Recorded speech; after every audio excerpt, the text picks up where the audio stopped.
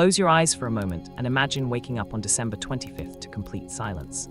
No carols drifting through frosted windows, no children tearing through wrapping paper, no smell of roasting turkey or pine needles filling your home. Instead, imagine being fined, imprisoned, or even worse for simply acknowledging the day exists at all. This isn't some dystopian fiction. This actually happened, and it happened right here in what would become America. Before we drift into this forgotten chapter of history, if you're new to Dreamless Timelines, go ahead and hit that subscribe button. You're about to discover why. This channel exists for nights exactly like tonight, when your mind needs somewhere calm and fascinating to wander until sleep finally takes over. And if you've been here before, a like really does help more people find these stories when they need them most. But enough from me. Let's go back, way back, to a time when Christmas itself was considered dangerous. The year is 1644, and England is tearing itself apart. Not slowly, not quietly, but with the kind of violence that reshapes nations and rewrites the rules of everything people once held sacred. King Charles I sits on a throne that's crumbling beneath him, and a man named Oliver Cromwell is rising from the countryside with an army of believers who think they can build heaven on earth if they just try hard enough. They call themselves Puritans, though that name doesn't quite capture the intensity of their conviction. These aren't people interested in compromise. They see corruption everywhere, in the church, in the crown, and yes, in Christmas. To understand why Christmas became a target, you have to understand what Christmas looked like back then. Forget the Norman Rockwell paintings. Forget the Hallmark movies. The Christmas that existed in the 1600s was loud, messy, and more than a little bit wild. It was less about baby Jesus in a manger and more about 12 straight days of drinking, feasting, gambling, and what we might politely call letting loose. Imagine Mardi Gras meeting New Year's Eve, stretched across nearly 2 weeks, with very few rules about behavior and even fewer people enforcing them. The celebration started on December 25th and didn't really end until January 6th, the Feast of the Epiphany. During this time, the normal social order got turned upside down. Servants would boss around their masters. The poor would show up at rich people's doors demanding food and drink, and those rich folks were pretty much obligated to provide it. There was a tradition called mumming, where people would dress in costumes and masks, go door to door performing plays and songs, and honestly, sometimes just causing chaos. It was rowdy, it was excessive, and for the Puritans watching all this unfold, it was absolutely unacceptable. Now, the Puritans weren't against celebration entirely, but they had very specific ideas about what honored God and what mocked him. They read their Bibles constantly, like we're talking multiple times a day, and nowhere in those pages could they find December 25th listed as Jesus' actual birthday. In fact, the more they studied, the more they became convinced that Christmas was basically a pagan holiday dressed up in Christian clothing, and they weren't entirely wrong about that part. The early Christian church had strategically placed Christmas right on top of existing winter solstice festivals. The Romans had Saturnalia, a week-long party honoring the god Saturn. The Germanic peoples had Yule, celebrating the return of the sun. When Christianity spread, church leaders figured it was easier to transform these existing celebrations than to eliminate them entirely.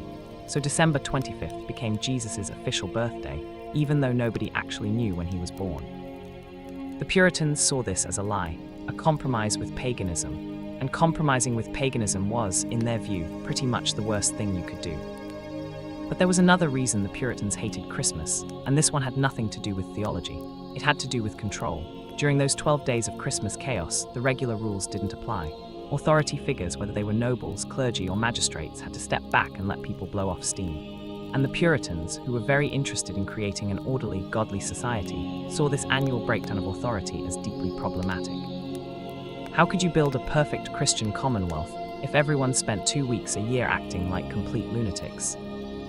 So when the English Civil War broke out and the Puritans started gaining power, Christmas became one of their first targets. In 1644, Parliament passed a law replacing Christmas and other religious holidays with monthly fast days. They didn't outright ban Christmas at first. They just kind of tried to replace it with something more serious and reflective. That didn't go over well, at all.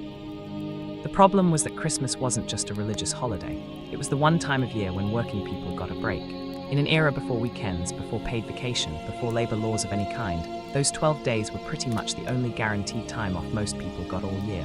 Taking that away wasn't just a religious statement. It was messing with people's livelihoods, their one chance to rest, and their deeply ingrained cultural traditions. In 1647, Parliament went further and officially banned Christmas celebrations altogether. The law stated that December 25th was to be treated as a normal working day. Markets were to remain open. shops were to conduct business, and anyone caught celebrating, whether by decorating their home, cooking a special meal, or heaven forbid attending a church service, could be fined or worse. Soldiers were sent through the streets to make sure nobody was shirking their duties. They'd knock on doors, checking for the smell of roasting goose or the sound of caroling. If they found evidence of celebration, they'd haul you before a magistrate. Can you imagine that? Soldiers literally policing your Christmas dinner. And this wasn't just happening in some distant corner of England. This was everywhere the Puritan government held power, which by the late 1640s was most of the country. The reaction was about what you'd expect. People were furious. In some towns, riots broke out. In Canterbury, a massive crowd gathered in the streets when authorities tried to force shopkeepers to open on Christmas Day in 1647. The mayor and his men attempted to shut down the protest, but the crowd wouldn't budge. They decorated the streets with holly and ivy anyway, singing carols and demanding their holiday back. Things got violent. Shops were vandalized. Fights broke out. The mayor eventually had to call in more soldiers to restore order, but the message was clear. People weren't going to give up Christmas without a fight. Similar uprisings happened in Ipswich, in Norwich, in dozens of smaller towns across England. And here's the thing that might surprise you. These weren't primarily religious demonstrations. Sure, some people were upset about not being able to attend church services, but most of the anger came from workers who'd just lost their only break of the year. Christmas had become so woven into the fabric of English life that removing it felt like an attack on the culture itself. If you're still awake, you're exactly where you need to be. Let your breathing slow down. Let the weight of history settle over you like a blanket. We're just getting started, and there's so much more to discover before morning comes. Maybe go ahead and drop a comment about whether you think you would have celebrated Christmas in secret or followed the law. I'm curious what you choose, but for now, just listen, just drift. Oliver Cromwell himself became the face of Christmas's cancellation, even though he was just one part of a larger Puritan movement. After the Civil War ended and King Charles was executed in 1649, Cromwell rose to lead the new English Commonwealth.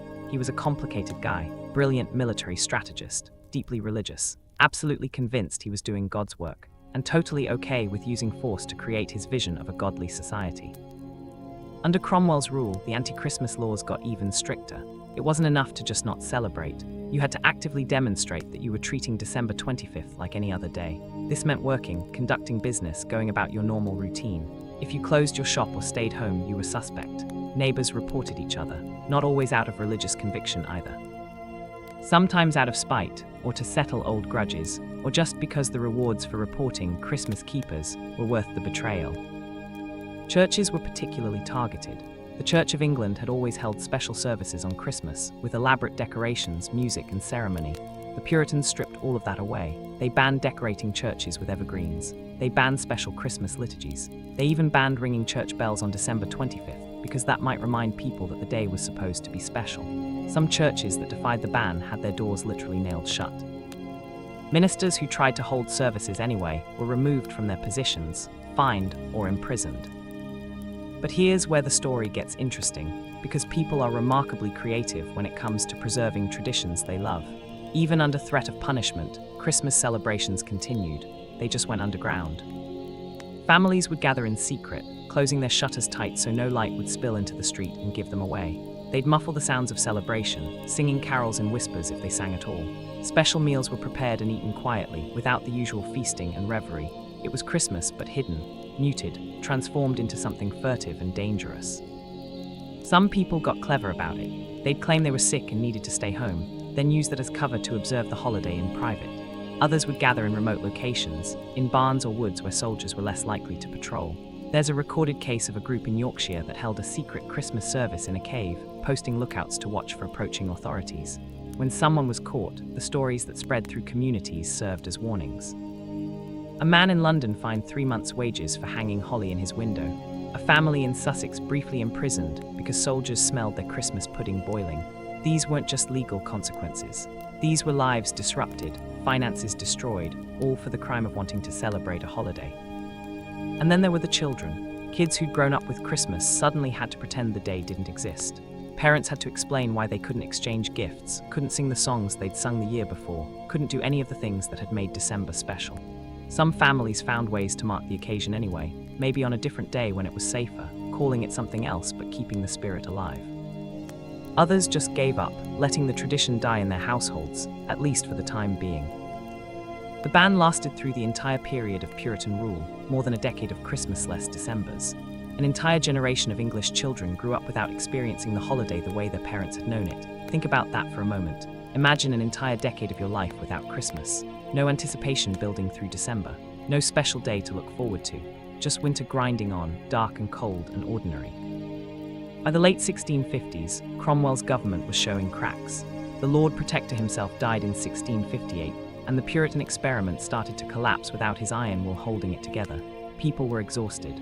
The attempt to create a perfect godly society had resulted in a joyless, restrictive culture that most English citizens had grown to resent. The Puritans had wanted to purify England, to strip away corruption and excess, but in doing so, they'd stripped away too much of what made life bearable. In 1660, the monarchy was restored. King Charles II, son of the executed king, returned from exile and took the throne. And one of the first things that happened was the return of Christmas. Not officially at first. Nobody actually had to repeal the anti-Christmas laws. People just started celebrating again, and the new government looked the other way, then actively encouraged it. Christmas came roaring back with all the pent-up energy of a celebration that had been suppressed for more than 10 years. But here's the thing, England's relationship with Christmas had changed. The holiday would never again be quite as wild and uncontrolled as it had been before the ban. The Puritan critique had left its mark. Even people who rejected Puritan theology found themselves questioning some of the excess, wondering if maybe the holiday had gotten a bit out of hand. Christmas gradually became more domestic, more family-oriented, less about community-wide chaos, and more about private celebration within homes. Still, you might be thinking, okay, that's England's story, but what does this have to do with America? Well, buckle up, because the really interesting part is just beginning. When the Puritans came to New England in the early 1600s, they brought their hatred of Christmas with them. The Pilgrims who landed at Plymouth Rock in 1620 didn't celebrate that first December 25th. Neither did the much larger group of Puritans who arrived in 1630 and established the Massachusetts Bay Colony. For them, Christmas was still that corrupt, pagan-influenced holiday they'd rejected back in England. And in their new world, they had the power to build society exactly as they saw fit. The Massachusetts Bay Colony was essentially a Puritan theocracy. Church and state weren't just connected, they were basically the same thing, and the laws reflected Puritan values in every detail. You could be punished for missing church services. You could be fined for dressing too fancy. You could be publicly whipped for adultery or blasphemy. And yes, you could absolutely get in trouble for celebrating Christmas. In 1659, the Massachusetts General Court passed a law that explicitly banned Christmas celebrations. Anyone found observing any such day as Christmas, by either forbearing of labor, feasting, or any other way, would be fined 5 shillings. That was a significant amount of money back then, roughly equivalent to a day or two of wages for a working person. The law stayed on the books for 22 years. But here's what's fascinating. Unlike in England, where Christmas had been a massive cultural institution with centuries of tradition behind it, in Puritan New England, Christmas had never really taken root in the first place. Most of the colonists were already on board with rejecting the holiday.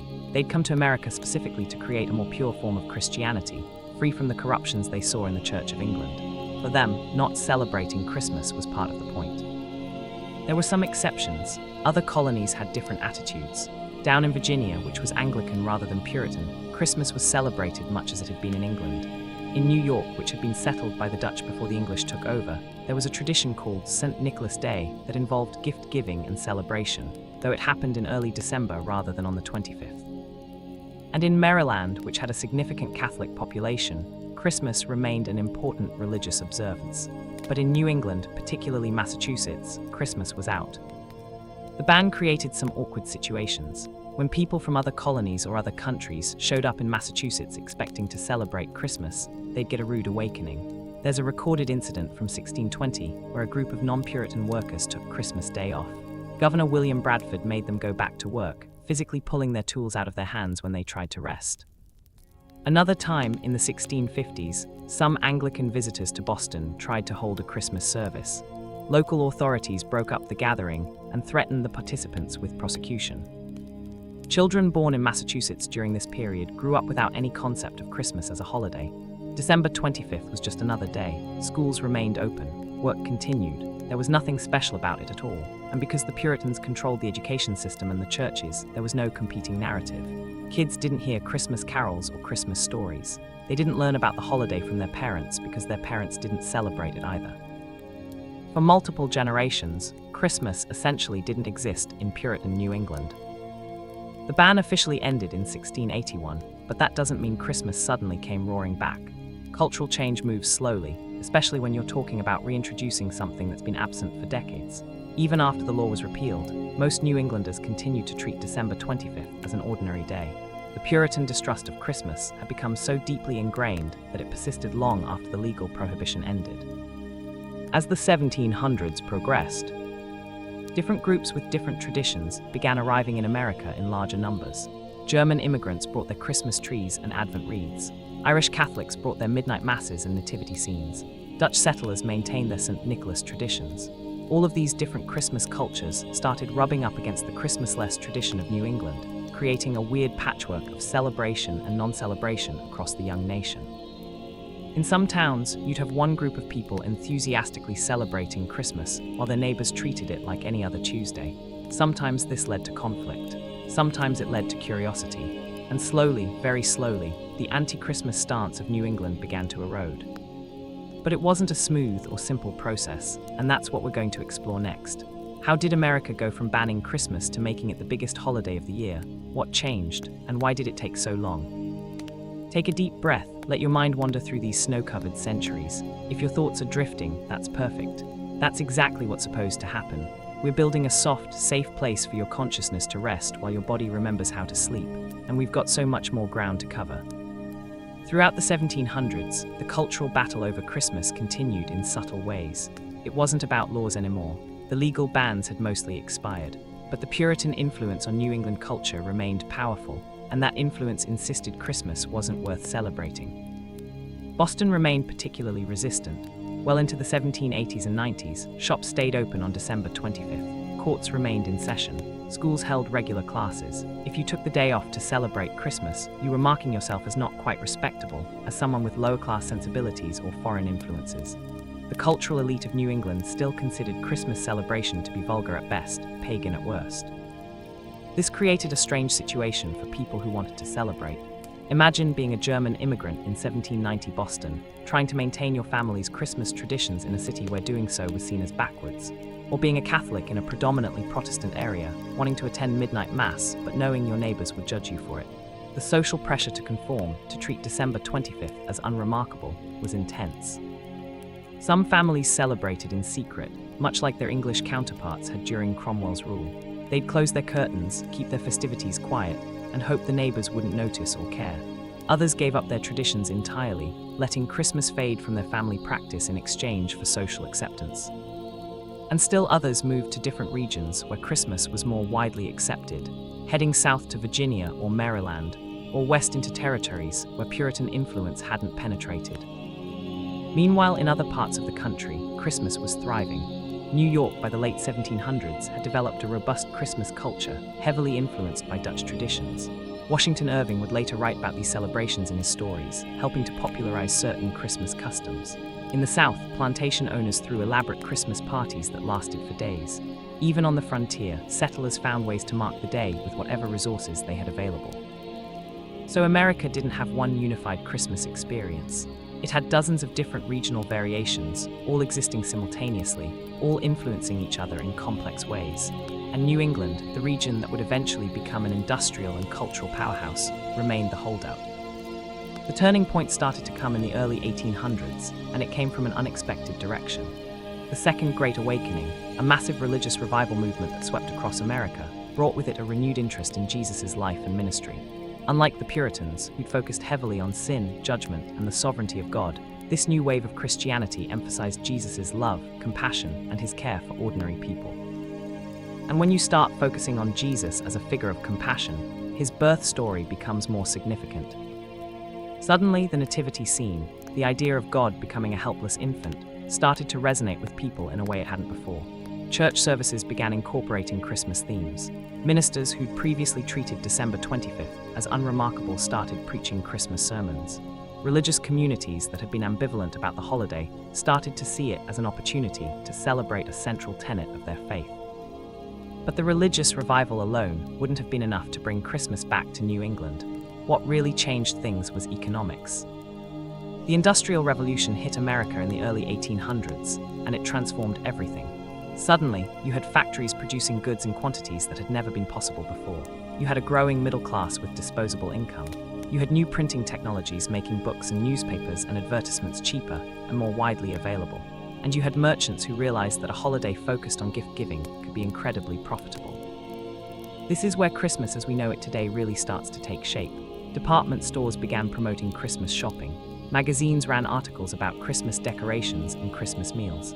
Publishers released Christmas books and Christmas cards. An entire industry built up around the holiday, and that industry had a vested interest in making sure everyone celebrated Christmas, not just some regions or some religious groups. In 1836, Alabama became the first state to make Christmas a legal holiday. Louisiana followed in 1838. One by one, states across the South and West added Christmas to their official calendars, but New England resisted. Massachusetts didn't make Christmas a state holiday until 1856, more than 200 years after the Pilgrims first arrived. Even then, the shift was gradual and uneven. In some Massachusetts towns, schools closed on Christmas Day starting in the 1850s. In others, they remained open well into the 1860s and 70s. Some businesses shut down for the holiday. Others stayed open out of principle or habit or both. There wasn't a single moment when New England collectively decided Christmas was okay now. It was a slow thaw, stretching across decades. And then came the Civil War. This might seem like a strange turning point for Christmas, but hear me out. The war pulled men from every state, every region, every cultural background, and threw them together in camps and on battlefields. Northern soldiers who'd never celebrated Christmas found themselves side by side with Southern soldiers for whom the holiday was second nature. Stories got shared, traditions got exchanged. And when those Northern soldiers came home, they brought new ideas about Christmas with them.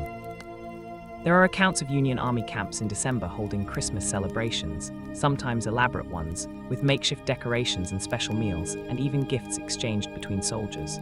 General Ulysses S. Grant allowed his troops to observe Christmas. President Abraham Lincoln gave his staff the day off. The federal government, by treating Christmas as important, gave permission for everyone else to do the same. After the war ended in 1865, Christmas exploded in popularity across the entire country. Businesses that had been hesitant to close now saw the commercial opportunity. Churches that had been ambivalent now recognized the pastoral value. Families that had been unsure now had permission to celebrate without judgment. The last holdouts in New England finally gave in. By the 1870s, Boston, the heart of Puritan resistance, was fully on board with Christmas. Department stores decorated their windows. Churches held Christmas Eve services. Public Christmas trees appeared in town squares. The transformation was complete. Christmas had won. But the victory wasn't total, because the Puritan critique of Christmas never entirely disappeared. It just morphed into new forms. If you're finding your mind wandering, that's wonderful. Don't fight it. Let these old stories wash over you like waves. Let the details blur. You don't need to remember every date, every name. Just let the rhythm of history carry you towards sleep. And if you're enjoying this, if this is helping, maybe leave a like so others can find this piece too. But no pressure, just rest. In the late 1800s and early 1900s, even as Christmas became universally celebrated in America, certain Puritan anxieties lingered. There were ongoing debates about commercialization. Religious leaders worried that the focus on gifts and shopping was drowning out the spiritual meaning of the holiday. Social reformers criticized the excess and waste. Temperance advocates complained about increased alcohol consumption during the Christmas season. These concerns sound familiar, don't they? We're still having versions of these same debates today. Every year, someone writes an article about how Christmas has become too commercial. Every year, someone complains about the war on Christmas. Every year, someone insists we need to put Christ back in Christmas. These are all echoes of that original Puritan critique, playing out over and over again in new contexts. The irony is that the modern American Christmas, the one we celebrate now, is actually a pretty recent invention. Most of the traditions we think of as ancient and timeless only date back to the 1800s at the earliest.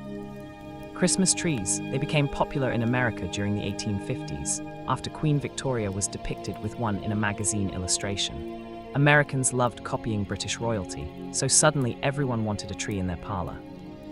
Santa Claus, the jolly red-suited figure, was created by a combination of Dutch St. Nicholas traditions, Clement Clarke Moore's 1823 poem, A Visit from St. Nicholas, and Coca-Cola advertising campaigns in the 1930s that standardized his appearance. Christmas cards, first commercial ones, appeared in England in 1843, caught on in America shortly after. Hanging stockings, that's old, but it wasn't universally practiced until the late 1800s. Leaving cookies for Santa, that tradition probably started during the Great Depression, as a way to teach children about gratitude and generosity during hard times. Even White Christmas and Jingle Bells, and most of the classic Christmas carols we know were written in the 1800s or later. The Christmas we think we're preserving, the one we insist has been celebrated the same way for centuries, is actually a Victorian invention, heavily modified by 20th century commercialism. Which brings us back to the Puritans in a weird way. They were right that Christmas as it existed in their time was a made-up holiday, a Christian veneer over pagan celebrations. But Christmas in our time is also a made-up holiday, just a different made-up version. We've created our own mythology around it, our own traditions, our own meanings, and there's nothing wrong with that. That's what cultures do. We take raw materials from the past, reshape them to fit our current needs and values, and pass them on to the next generation, who will reshape them again. The Puritans wanted to eliminate Christmas because they saw it as corrupt and false. They believed in finding the pure, original truth and adhering to it without compromise. But purity is a myth. There is no original, uncorrupted version of any tradition. There's only the endless process of humans making meaning together, borrowing from here, inventing from there, and calling the result tradition. The ban on Christmas, both in England and in early America, was doomed to fail not because the Puritans were wrong in their critique, but because they misunderstood what holidays are for. Holidays aren't primarily about historical accuracy or theological purity. They're about creating shared experiences, marking time, giving people something to look forward to in the darkness of winter. You can't eliminate those needs through legislation or religious argument. You can only redirect them. And that's what eventually happened. Christmas came back, but it came back different. More domestic, more sentimental, more focused on children and family and generosity.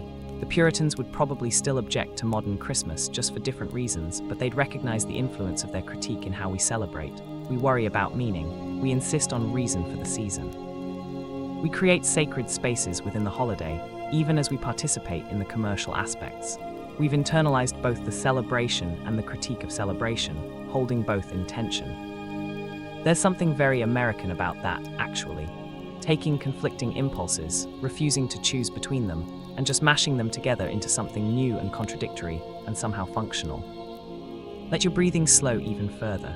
Feel the weight of your body against the bed. Feel the darkness behind your eyelids. We're moving toward the end now, not abruptly, but gradually, the way dawn comes slowly after a long night. There's more to explore, but you don't have to hold onto it all. Let it drift. In the 21st century, Christmas is under a different kind of pressure. Not from Puritans seeking to ban it, but from cultural pluralism asking us to make space for other traditions too. In diverse societies, the assumption that everyone celebrates Christmas, that it's the default holiday, has become problematic. Schools struggle with how to acknowledge Christmas without marginalizing students from non-Christian backgrounds. Businesses try to balance Christmas marketing with respect for customers who celebrate Hanukkah, Kwanzaa, Diwali, or nothing at all. Some people experience this as an attack on Christmas, as if the holiday itself is under threat. They talk about a war on Christmas, waged by political correctness and secularism. But this is just the latest version of an old anxiety, the same anxiety the Puritans had about Christmas being corrupted, just coming from a different direction. The truth is Christmas isn't going anywhere. It's too embedded in American culture, too economically important, too beloved by too many people. But what it means, how we celebrate it, who gets included in the celebration, those things are still evolving. They've always been evolving. They always will be. Maybe that's the real lesson from the Christmas ban. Traditions are both more fragile and more resilient than we think. Fragile because they can be suppressed, outlawed, interrupted for generations. Resilient because they come back, changed but recognizable, adapting to new circumstances while maintaining some thread of continuity with the past. The Puritans who banned Christmas thought they were purifying Christianity. They thought they were removing corruption and returning to true faith. Instead, they created a cultural trauma that took centuries to fully heal. They proved that you can't legislate away human needs for celebration, for rest, for marking the turning of the seasons. Those needs will find expression one way or another. And the Americans who brought Christmas back, they thought they were restoring an ancient tradition. They didn't realize they were inventing something new, creating a holiday that would be almost unrecognizable to someone from the 1600s. They built a Christmas that served their purposes, their values, their cultural moment. We're doing the same thing now. The Christmas our grandchildren celebrate won't be the Christmas we know, even if they insist it's the same traditions we gave them. They'll adapt it, change it, make it meaningful in ways we can't predict. And that's okay. That's how it's supposed to work. There's a strange comfort in that, isn't there?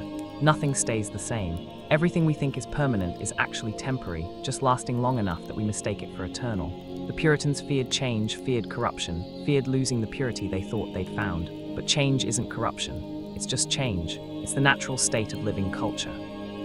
So as you drift off tonight, if you're still here, if you're still listening, let go of whatever you're holding too tightly. Let go of the idea that things have to stay the same to be meaningful. Let go of the fear that change equals loss. History teaches us that humans are endlessly creative, endlessly adaptable. We lose things, yes, but we also create new things. We mourn what's gone, but we celebrate what's coming. Christmas was banned, Christmas came back, Christmas will continue. Not the same Christmas, never the same, but always recognizably Christmas. A celebration of light in darkness, of generosity in scarcity, of hope in winter. Those core impulses survive every ban, every critique, every cultural shift. They survive because they're not really about December 25th. They're about what it means to be human together. The Puritans couldn't stop that. Nobody can. We keep finding ways to come together, to mark time, to create meaning, no matter what obstacles get thrown in our way. That's the real story here. Not that Christmas was banned, though it was. Not that it came back, though it did. But that humans persist in finding reasons to celebrate, reasons to hope. Reasons to believe that tomorrow might be better than today. And with that thought, let yourself slip away. Let the stories fade into dreams. Let the dates and names and details blur into darkness. You've traveled centuries tonight, walked through banned holidays and cultural conflicts and the slow transformation of traditions. You've seen how humans fight over meaning, how we shape and reshape our celebrations, how nothing stays fixed even when we desperately want it to. But now it's time to rest, time to let history go, time to sink into the soft, dark place where nothing is required of you except sleep. The Puritans are gone. Their ban is long forgotten except in stories like this one. Christmas survived. You'll survive. Everything keeps moving, keeps changing, keeps becoming something new. And in that endless becoming, in that constant flow of loss and creation, there's a strange kind of peace. You don't have to hold on to anything. You don't have to preserve anything. You just have to be here now, breathing in the darkness, letting go of the day, letting go of consciousness itself. The war on Christmas isn't real. Christmas is fine, you're fine, everything is fine. Just sleep now. Sleep. The snow is falling on centuries of Decembers, covering everything in white, covering the bans and the celebrations and the conflicts and the compromises, covering it all until it's just quiet, just stillness, just the soft accumulation of peace. Your ancestors argued about Christmas. They banned it and restored it and changed it again. And here you are, hundreds of years later, drifting off to sleep while listening to their story. They'd probably find that weird, or maybe they'd understand completely. Maybe they'd be glad their struggles became something useful, something that helps someone rest. We take the pain of the past and turn it into stories. We take the stories and turn them into comfort. We take the comfort and let it carry us into sleep. That's its own kind of tradition. That's its own kind of meaning. Tomorrow you'll wake up and December will still be here, whether it's Christmas or not, whether you celebrate or don't. The world will keep turning, traditions will keep evolving, and none of it requires your attention right now. Right now, the only thing that matters is the darkness behind your eyelids and the softness of your pillow and the slow, steady rhythm of your breath. In, out, in, out. Like the turning of seasons, like the passing of years, like the endless human story of trying to make meaning from chaos. In, out. Like the Puritans marching through December streets, checking for signs of celebration. In, out. Like families gathering in secret, whispering carols, keeping the flame alive. In, out. Like the slow thaw of cultural change, the gradual return of something lost. In, out. Until there's no more story, no more history, no more Christmas or banned Christmas or debates about Christmas. Just breath, just darkness, just sleep. And in the morning, if you remember any of this, maybe you'll see your own holidays differently. Maybe you'll hold your traditions a little more lightly, knowing they're newer than they seem, more flexible than you thought, more human than divine. But we're not done yet, not quite. There are more stories buried in this history, more lives touched by the absence and presence of Christmas, more moments of resistance and compromise and transformation. Let's keep walking through these quiet centuries together. Let's see what else we can discover before sleep takes you completely. The thing about the Christmas ban is that it didn't affect everyone equally, and that's where the really interesting human stories emerge.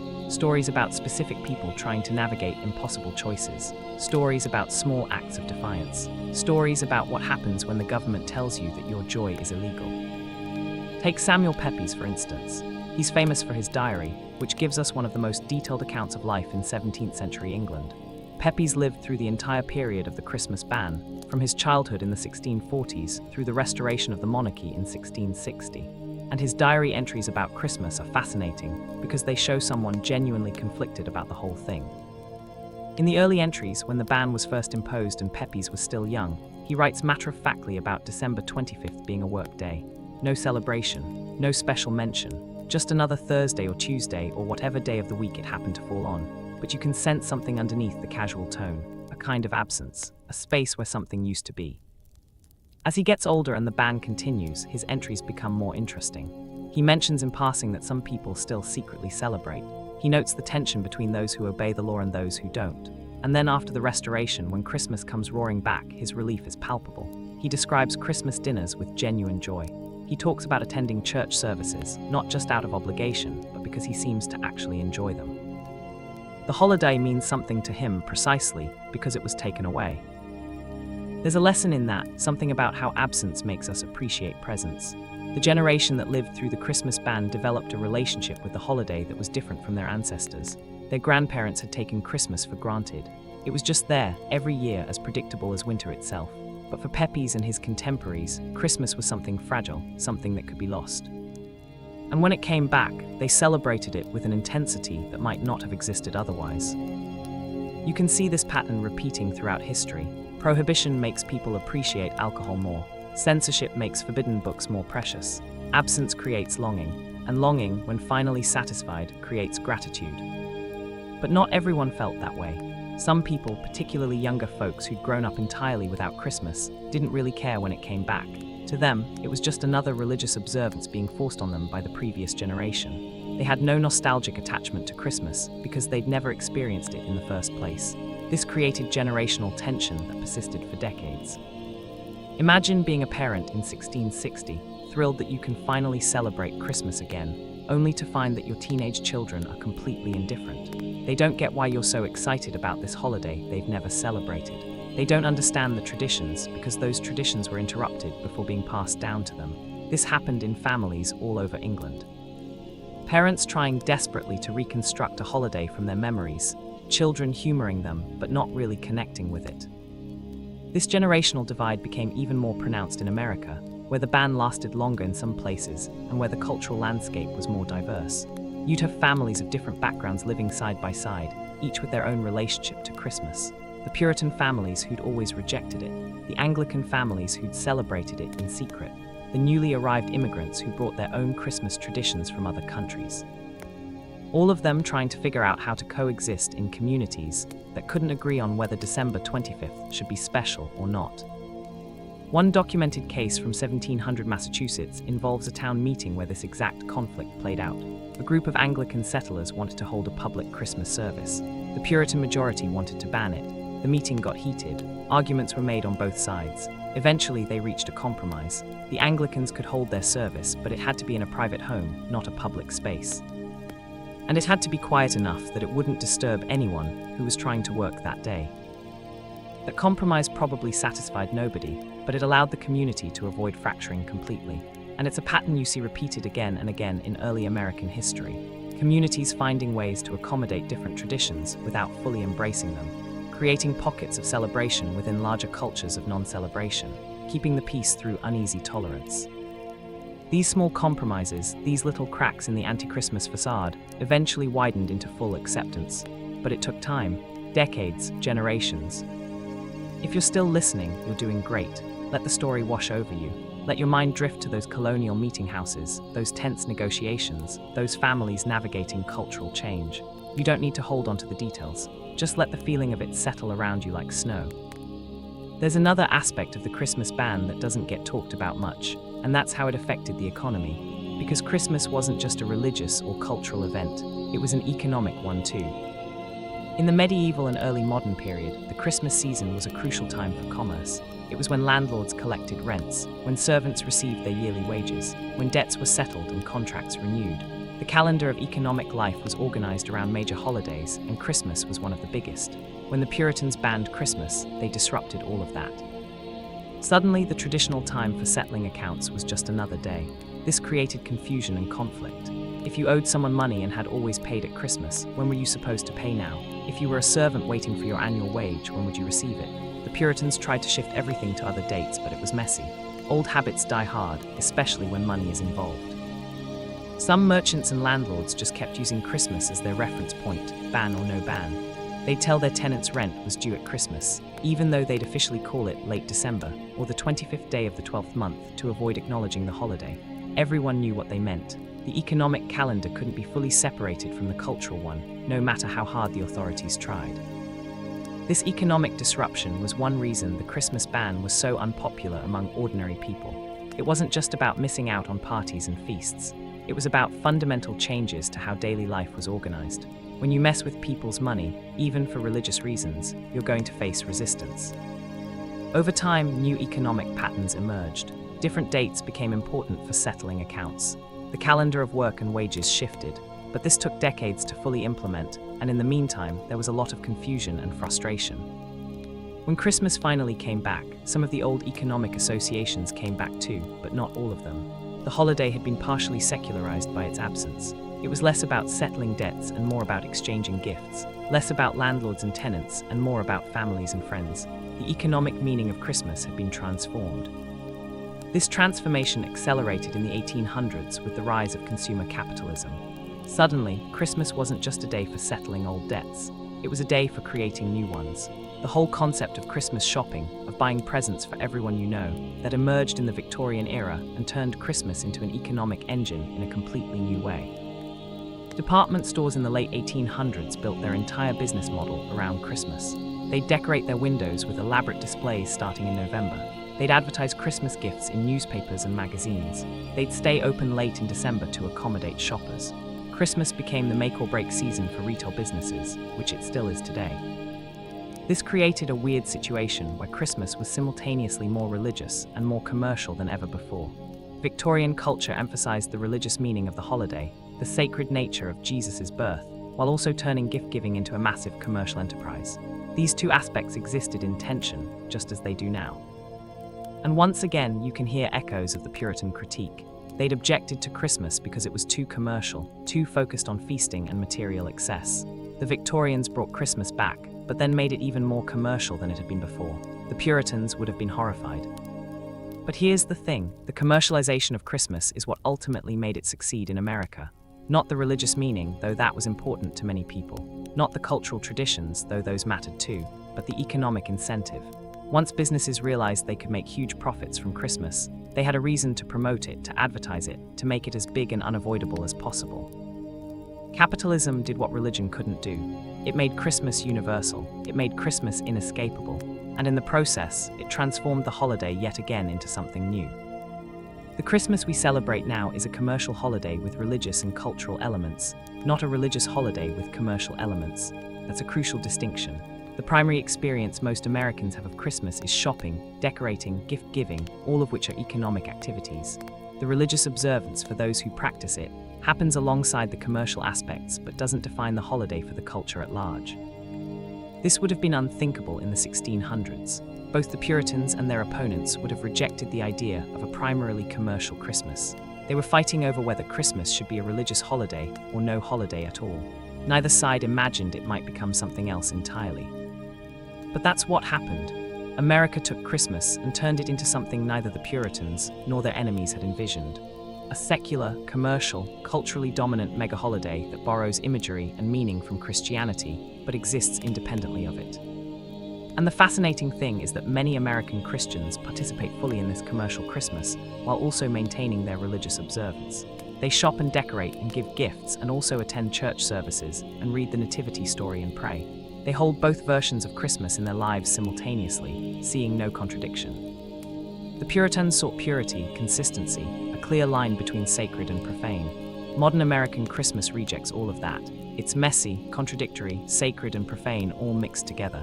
And it works precisely because it's inclusive, because it allows people to participate at whatever level feels meaningful to them. You can celebrate Christmas as a religious holiday. You can celebrate it as a cultural tradition. You can celebrate it as a time for family. You can celebrate it as an excuse to decorate and eat cookies. You can celebrate all of these simultaneously or focus on just one aspect. The holiday is flexible enough to accommodate almost any approach.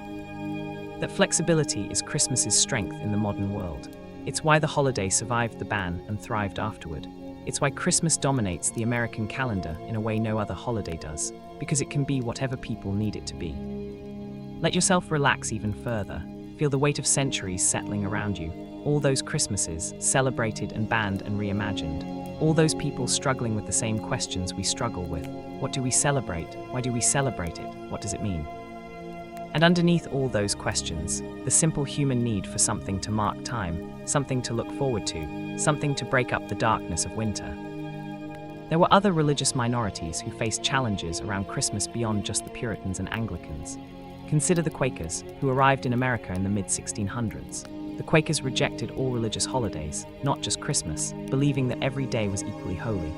For them, setting aside special days for worship was actually a form of idolatry, of treating certain times as more sacred than others when God's presence was supposed to be constant. The Quaker position was even more radical than the Puritan one. The Puritans rejected Christmas specifically because they thought it was corrupt and pagan. The Quakers rejected the entire concept of religious holidays, and they stuck to this principle more consistently than the Puritans did. While Puritan communities eventually softened their stance on Christmas, many Quaker communities maintained their opposition well into the 20th century. Growing up Quaker in 19th century America must have been strange. Your neighbors are all excited about Christmas, stores are decorated, there's music and festivities everywhere, and your family just treats it as a normal day. Not out of religious objection to Christmas specifically, but out of principle about the equality of all days. Some Quaker children struggled with this. They wanted to participate in what seemed like universal joy, but their faith taught them that such participation was wrong. Some left the Quaker faith as adults, partly because they wanted to celebrate holidays. Others maintained the practice throughout their lives, finding meaning in the discipline of treating every day as equally sacred. The Quaker example shows that the conflict over Christmas wasn't just between Puritans and everyone else. It was a complex web of different theological and philosophical positions, each with its own logic, each creating different experiences for the people who held them. And then there were the Jewish communities in America, who had their own complex relationship with Christmas. For Jewish families, Christmas was never their holiday, but its cultural dominance created pressure to participate or at least acknowledge it.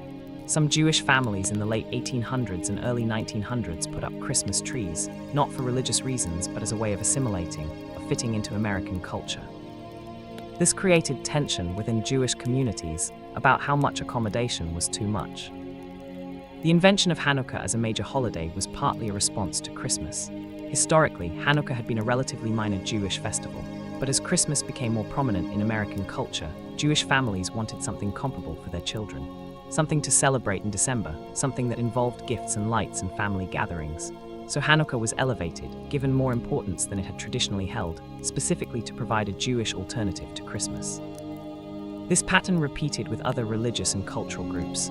Everyone had to figure out how to relate to Christmas's cultural dominance. Ignore it, embrace it, create alternatives, find some middle path. These questions didn't have easy answers, and different families within the same communities answered them differently. The diversity of American religious life meant that Christmas never became quite as universal here as it did in England. There were always pockets of non-celebration, always groups for whom December 25th was just another day or was someone else's holiday. And that diversity actually enriched the holiday in unexpected ways, because it forced Christmas to become more flexible, more adaptable, more secular in order to function in a pluralistic society. A purely Christian Christmas couldn't work in a country with significant Jewish, Muslim, Buddhist, Hindu, atheist, and other non-Christian populations. So American Christmas gradually became less overtly Christian in its public expressions. The religious elements remained available for those who wanted them, but the public face of the holiday focused on more universal themes. Family, generosity, peace, joy. These are values that people of many faiths and no faith can embrace. This created a new kind of tension, though. Christians who wanted Christmas to remain explicitly Christian felt like their holiday was being stolen or secularized. They saw the shift toward more inclusive language, toward happy holidays instead of Merry Christmas, toward generic winter imagery instead of nativity scenes, as an attack on their faith. And from their perspective, there was some truth to that.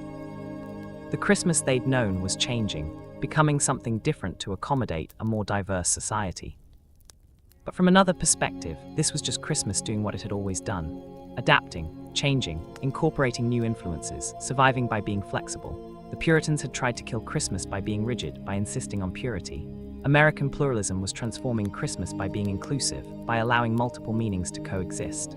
Different methods, but both responding to the same fundamental challenge of how to handle a holiday in a changing world. Your eyelids are getting heavier now, your breathing is slower. The details of these stories are starting to blur together, and that's perfect. That's exactly what should happen. You don't need to remember who the Quakers were or what Hanukkah has to do with Christmas. You just need to let the rhythm of history rock you to sleep. Let's talk about music for a moment, because Christmas music is its own fascinating story within this larger narrative. During the ban, Christmas carols were explicitly forbidden. Singing them could get you in trouble. So the tradition of caroling, which had been vibrant in medieval and Renaissance England, was interrupted. Some carols survived by being passed down in families secretly. Others were lost entirely. When Christmas came back, people had to reconstruct the caroling tradition from whatever fragments remained. Many of the carols we think of as ancient actually date from the revival period, the 1700s and 1800s, when Christmas was being rebuilt. Hark the Herald Angels Sing was written in 1739. O Come All Ye Faithful probably dates from the mid-1700s. Silent Night is from 1818. These aren't medieval songs, though they often sound like they could be. They're modern compositions written in what people imagined was an old style. The American contribution to Christmas music came even later. Jingle Bells was written in 1857, and interestingly, it wasn't originally intended as a Christmas song at all. It was just a fun winter song that got associated with Christmas later.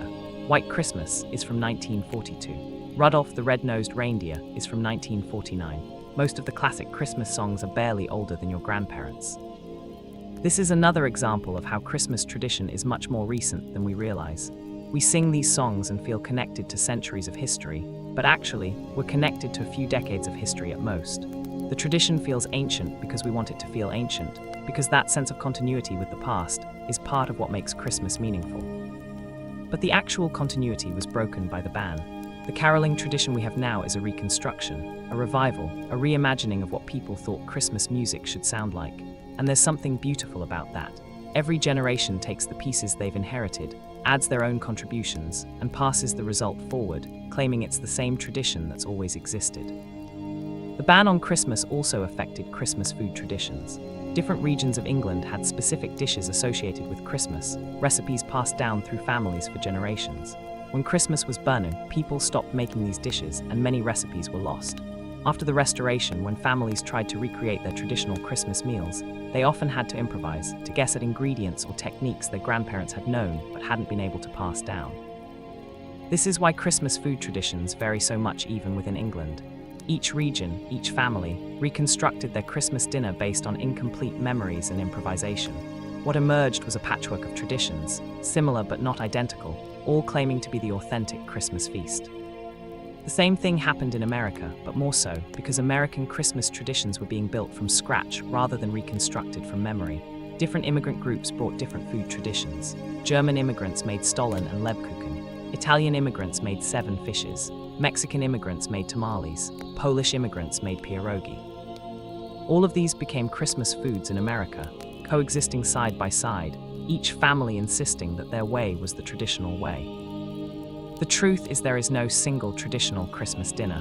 There are dozens of traditions, hundreds maybe, all equally valid, all equally invented, all equally meaningful to the people who practice them. This is the great secret that the history of the Christmas ban reveals. Tradition is not a static thing passed down unchanged from ancient times. Tradition is a living process, constantly being reinvented, constantly being adapted to new circumstances. The ban interrupted English Christmas tradition, but it didn't destroy it. It just forced the tradition to be rebuilt, and in the rebuilding, became something new. The same thing is happening now, every year, as we adapt Christmas to our current moment. Some people resist this, seeing change as corruption. They want Christmas to stay the same, to remain what it was in their childhood. But that's not how culture works. That's not how tradition works. Change is inevitable. The only question is whether we fight it or embrace it. And here's the really deep question, the one that might follow you into your dreams tonight.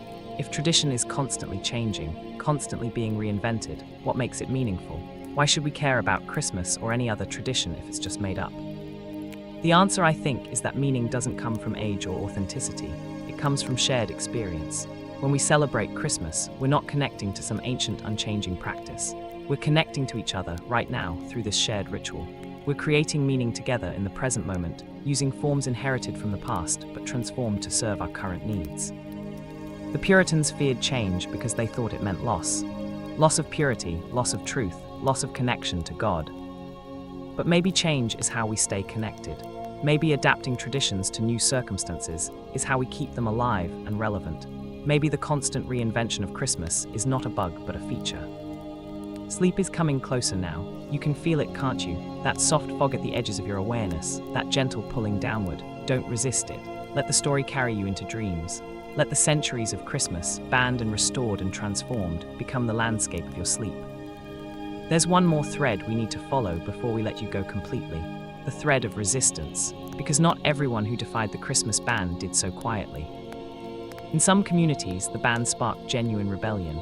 We mentioned the Canterbury riots earlier, but those weren't isolated incidents. Throughout the 1640s and 50s, there were uprisings specifically about Christmas. Working people rioted when authorities tried to force them to work on December 25th. Crowds attacked soldiers who interrupted Christmas services. In some cases, people died in these confrontations. These weren't religious martyrs, mostly. They were just ordinary folks who'd had enough, who decided that this particular injustice was worth fighting over. And that tells us something important about what Christmas meant to people. It wasn't primarily about Jesus' birth, at least not for the rioters. It was about their right to rest, their right to celebrate, their right to maintain their own culture against government intrusion. The most interesting resistance, though, was the quiet kind. The families who celebrated in secret, the ministers who held underground Christmas services, the shopkeepers who found subtle ways to acknowledge the holiday without breaking the law explicitly. There's a story from 1655 about a London shopkeeper who put a wreath on his door on December 25th. Just a simple evergreen wreath, no obvious Christmas symbolism. When authorities questioned him about it, he claimed it was just decoration, had nothing to do with Christmas. They couldn't prove otherwise, so they had to let it go. But everyone in the neighborhood knew what it really meant. It was a signal, a quiet act of defiance. A way of saying "I remember" without saying it out loud. These small acts of resistance accumulated over the years, creating an underground Christmas culture that persisted throughout the ban. People developed coded language, subtle signals, ways of acknowledging the holiday to each other without attracting official attention. It was like a secret society, but instead of meeting in hidden chambers, they were just trying to make roast goose in peace. And this underground culture, this network of quiet rebels, is what kept the memory of Christmas alive during the darkest years of the ban. When the restoration came and Christmas was legal again, people didn't have to learn how to celebrate from scratch. They remembered, or their parents remembered, or they'd heard stories from their grandparents. The tradition had been driven underground but not extinguished. This pattern of resistance, of preservation through secrecy, shows up again and again throughout history. You see it in religious minorities maintaining their practices under persecution. You see it in colonized peoples keeping their languages and customs alive despite attempts to suppress them. You see it in marginalized communities holding onto their culture against enormous pressure to assimilate. Christmas survived its ban the same way these other traditions survived, through the stubborn determination of ordinary people who refused to let their culture be erased, who passed down memories and practices in whispers and shadows, who waited for the day when they could celebrate openly again. And when that day came, when Christmas finally returned, it must have been extraordinary. Imagine being 60 years old in 1660, having lived the last 16 years under Puritan rule, suddenly being told that Christmas was legal again. Imagine gathering your family, decorating your home without fear, singing carols as loud as you wanted. The joy must have been overwhelming. But also mixed with sadness. Sadness for the years lost. Sadness for the people who died during the ban without seeing Christmas return. Sadness for the children who'd grown up without these experiences and might never fully appreciate what they meant. This is the emotional weight that history carries. Every victory comes with loss. Every restoration comes with the memory of what was taken away. You can't go back. You can only go forward, carrying the past with you like a heavy but precious burden. Your breathing is so slow now, so deep and regular. The story is winding down, spiraling towards silence, toward the quiet place where sleep lives. Just a little further, just a little more. Let's return to America one last time, to see how the legacy of the Christmas ban shaped the nation's relationship with the holiday in ways that persist even now. America inherited England's Christmas trauma, but transformed it into something uniquely American. The Puritan resistance to Christmas became part of the national character, creating an ongoing tension between celebration and criticism, between embracing the holiday and questioning its meaning. This is why Americans argue about Christmas more than people in other countries do. Every year there are debates about whether Christmas is too commercial, whether it's too secular, whether saying Happy Holidays instead of Merry Christmas is somehow offensive, whether public Christmas decorations violate separation of church and state. These debates are exhausting, but they're part of our national inheritance from the Puritans. We're still fighting the same fight they started in the 1600s. Still trying to figure out what Christmas should be, what it should mean, who it's for, how it should be celebrated. The fact that we can't settle these questions, that we argue about them every single year, is actually a sign of how important the holiday has become in American culture. Things we don't care about, we don't argue about. Christmas matters to us, even to people who don't celebrate it, precisely because it's so culturally dominant. And that dominance, ironically, comes partly from the Puritan attempt to suppress it. The ban made Christmas precious, made it something worth fighting for, made its eventual restoration feel like a victory rather than just a tradition continuing unchanged.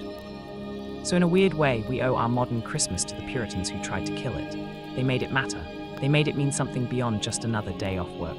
They turned it into a symbol of freedom, of the right to celebrate, of resistance against authoritarian control. And those meanings have persisted, layered underneath all the commercial and religious and cultural meanings we've added since. Every time you celebrate Christmas, you're participating in this long, complex history. You're part of a tradition that was banned, that went underground, that came back transformed, that continues to evolve. You're connected to the Puritans who hated Christmas and to the people who defied them.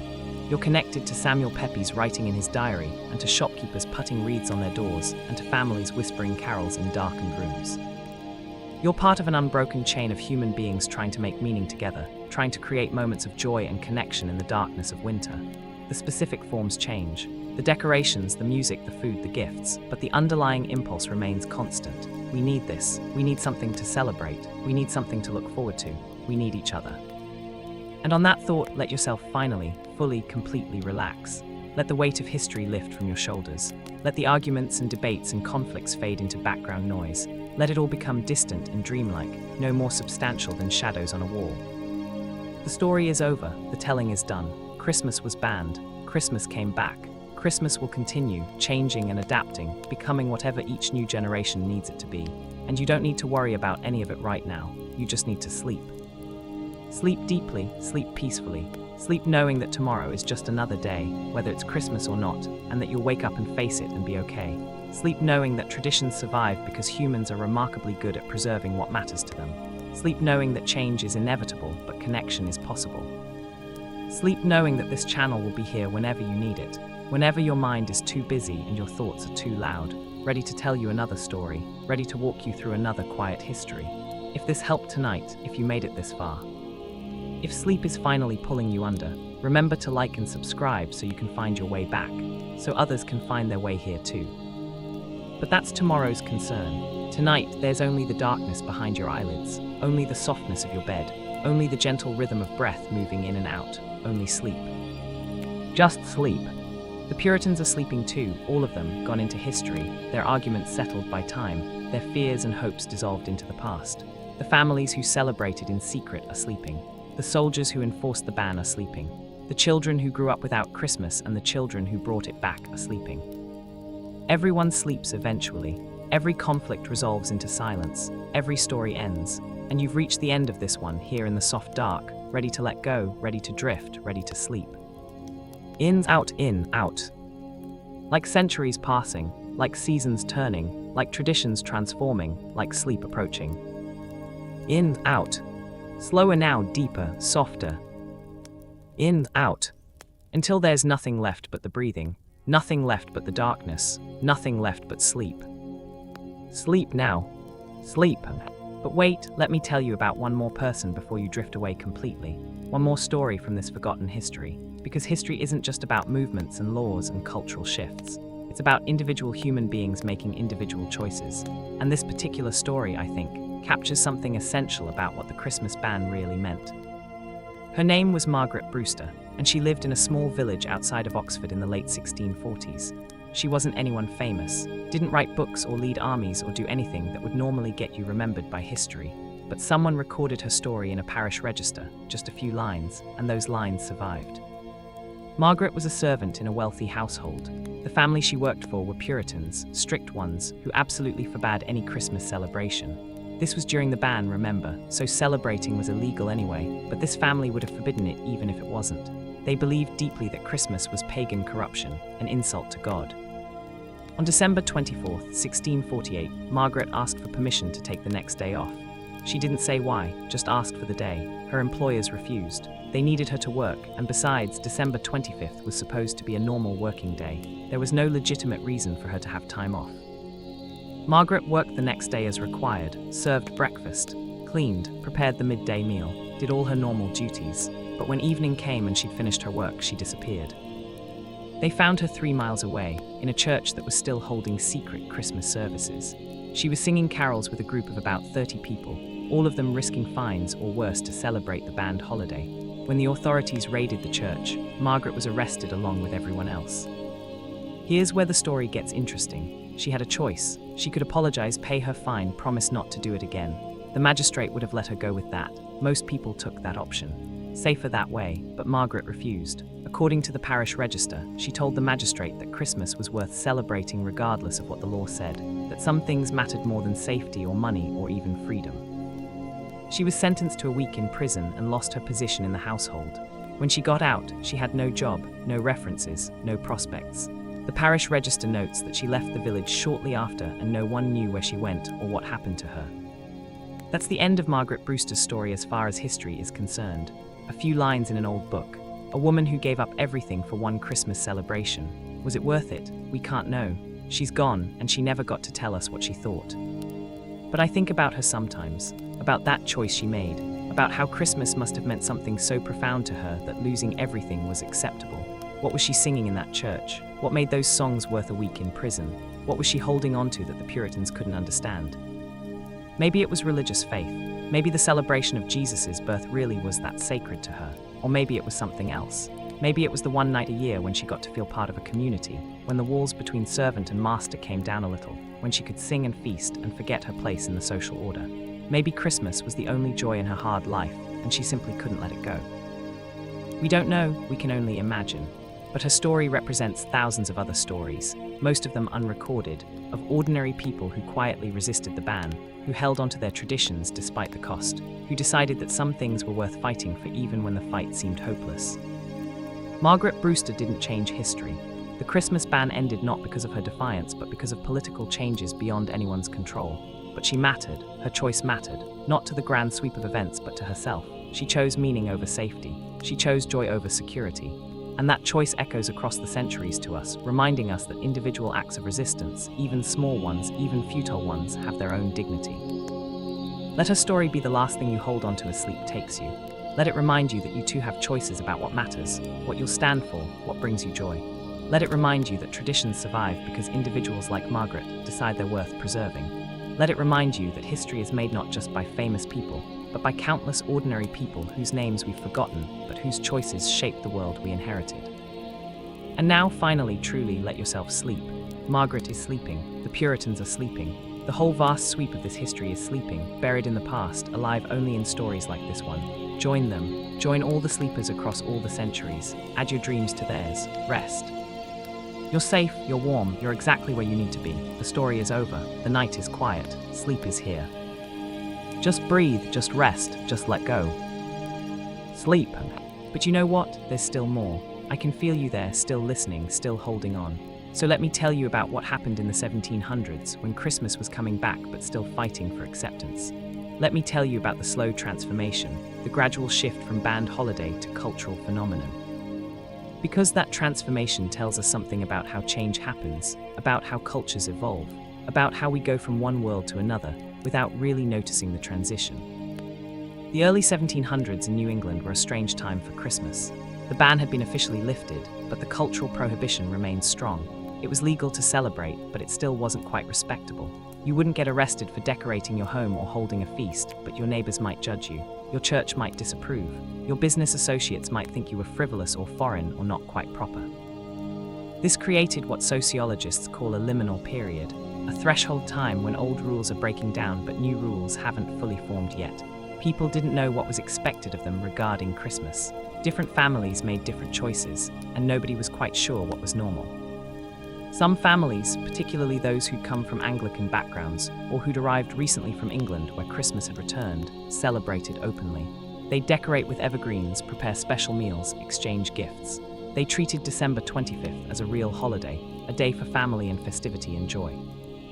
Other families, especially those with deep Puritan roots, continued to reject Christmas entirely. They worked on December 25th, kept their shops open, sent their children to school. They might have acknowledged that Christmas was legal now, but they still thought it was wrong, still believed the Puritan critique of the holiday was valid. And then there were families in the middle, unsure what to do. Maybe they'd treat December 25th as a day off but not really celebrate, or they'd have a nice dinner but not decorate, or they'd exchange small gifts but not make a big deal about it. They were navigating between competing cultural expectations, trying to find a middle path that wouldn't offend anyone. If you're still awake, that's okay. Sometimes sleep takes its time. Sometimes your mind needs to wander through every room of a story before it can finally rest. Stay with me, we'll get there together. And hey, if you found this channel helpful for sleep, hit that subscribe button. You'd be surprised how much it helps other people find these stories when they need them. But no rush, just whenever you remember. Now, let's keep walking through history. The thing that really changed Christmas in America wasn't religion or tradition. It was the market revolution of the early 1800s. Suddenly, you had factories producing goods cheaply. You had better transportation networks getting those goods to more people. You had a growing middle class with money to spend on non-essential items. And you had merchants who realized that a holiday focused on gift giving could be incredibly profitable. The first American department stores opened in the mid-1800s, and they immediately latched onto Christmas as a commercial opportunity. R.H. Macy opened his store in New York in 1858, and by the 1860s, he was promoting Christmas shopping aggressively. Other merchants followed suit. They advertised Christmas gifts in newspapers. They decorated their stores with Christmas themes. They stayed open late in December to accommodate shoppers. This commercial push for Christmas did what religious arguments couldn't do. It made the holiday respectable, even desirable, for people who had no personal connection to the religious meaning. You didn't need to care about Jesus' birth to participate in Christmas shopping. You just needed to have people you cared about and some money to spend on gifts for them. The gift-giving tradition, which had always been part of Christmas but hadn't been the focus, suddenly became central. And this shift happened remarkably fast. In 1840, most American families didn't exchange Christmas gifts. By 1880, most middle-class families did. That's a complete transformation of social practice in just 2 generations. But the commercialization of Christmas created the same anxieties we still experience today. Religious leaders worried that the spiritual meaning was being lost in the rush to buy things. Social critics complained about waste and excess. Practical people pointed out that all this spending was putting families in debt. The complaints were loud and persistent. Sound familiar? We're still having these exact same arguments 150 years later. Every December, someone publishes an article about how Christmas has become too commercial, too materialistic, too focused on consumption rather than meaning. And every December, people ignore those articles and keep shopping. What's interesting is that the commercialization didn't actually diminish the religious or cultural significance of Christmas. If anything, it enhanced it. The excitement of shopping, the pleasure of giving gifts, the visual spectacle of decorated stores and streets, all of that made Christmas feel more important, more special, more worth celebrating. The commercial aspects and the meaningful aspects reinforced each other rather than competing. This is something the Puritans never understood. They thought meaning had to be pure, separated from material concerns. But humans don't work that way. We create meaning through material practices, through physical actions, through the tangible world around us. Buying gifts, decorating trees, preparing special meals, these aren't distractions from Christmas's meaning. They're how we make that meaning real and tangible and shareable. The Victorian era, roughly the mid to late 1800s, was when Christmas really became Christmas as we know it. This was when Christmas cards became popular, when Christmas trees spread from German immigrant communities to mainstream American culture, when Santa Claus took his modern form, when Charles Dickens wrote A Christmas Carol and created a new template for what Christmas could mean emotionally and socially. Dickens's story is worth lingering on for a moment because it had such an enormous influence. A Christmas Carol was published in 1843 in England and immediately became wildly popular in America too. The story took Christmas and made it about transformation, redemption, generosity, and social responsibility. Scrooge starts out as a miser who hates Christmas and considers it a waste of time and money. By the end, he's learned to embrace the holiday and everything it represents. The story validated Christmas for people who'd been uncertain about it. It said, Yes, Christmas can be about spending money and giving gifts and celebrating. And that's not only okay, it's actually morally good if done with the right spirit. Dickens managed to synthesize the religious meaning, the cultural traditions, and the commercial aspects into one coherent vision of what Christmas could be. And America ate it up. A Christmas Carol was performed on stages across the country. It was read aloud in homes. It was serialized in newspapers. The phrases from it, like "Bah humbug" and "God bless us," everyone entered the American vocabulary. The story became, in a very real sense, more influential than the Bible in shaping how Americans thought about Christmas. This is fascinating when you think about it. The Christmas that the Puritans banned was based on Christian theology and medieval tradition. The Christmas that came back was based significantly on a work of Victorian fiction. We celebrate a holiday that was shaped more by Charles Dickens than by the Gospel of Luke. That tells you something about how traditions actually form versus how we imagine they form. By the late 1800s, Christmas had achieved something like its modern form in America. Families gathered, gifts were exchanged, trees were decorated, special meals were prepared, churches held services. And beneath all of it, there was a shared understanding that Christmas was about family, generosity, peace, and goodwill. The religious elements remained for those who wanted them, but the holiday could accommodate people of any faith or no faith. This universalization of Christmas created new problems, though. As the holiday became more culturally dominant, it also became more exclusive in a different way. If Christmas was everywhere, unavoidable, the default assumption for December, what did that mean for people who didn't celebrate it? For Jewish families, for Muslim families, for atheist families, for anyone whose tradition or belief didn't include Christmas. This tension has only intensified over time, and we're still figuring out how to handle it. But the roots of the tension go back to that Victorian period when Christmas became so successful, so dominant, that it effectively took over December for everyone whether they wanted it or not. Let your mind drift through these decorated Victorian parlors. Imagine gaslit Christmas trees, handmade ornaments, families gathered around pianos singing carols. Let the images blur, let them become dreamlike. You don't need to hold on to any of this. It's just a soft place for your thoughts to land before they fade into sleep. The 1880s and 90s saw Christmas become increasingly standardized across America. Regional variations still existed, but there was growing agreement about what Christmas should look like, what traditions mattered, how the day should be spent. This standardization happened partly through popular culture, through magazines and books and newspapers that described Christmas celebrations and gave people models to imitate. Women's magazines were particularly influential. They published articles about how to decorate for Christmas, what gifts to give, what meals to prepare, how to make the holiday special for your family. These articles created expectations and norms that spread across the country. If you were a middle-class housewife in Kansas, reading the same magazine as a middle-class housewife in Massachusetts, you'd both end up celebrating Christmas in similar ways, even though you'd never met and lived 1,000 miles apart. This is how culture works in a mass media age. Shared experiences come less from local tradition passed down through generations, and more from exposure to the same images and ideas through centralized media.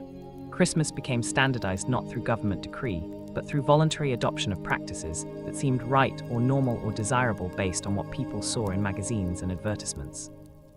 The result was a Christmas that looked remarkably similar across different regions and social classes. Sure, wealthy people had more elaborate celebrations than poor people, but the basic elements were the same. Tree, gifts, special dinner, family gathering. These became the non-negotiable components of a proper Christmas. And if your family couldn't afford all of that, well, that's when Christmas started to feel like a burden rather than a joy. The holiday created pressure to spend money you might not have, to create experiences you might not be able to afford, to meet expectations you couldn't realistically meet. This is another tension that persists to this day. Christmas is supposed to be joyful, but for many families, it's stressful precisely because of the financial and social expectations around it. The early 1900s brought new elements to Christmas.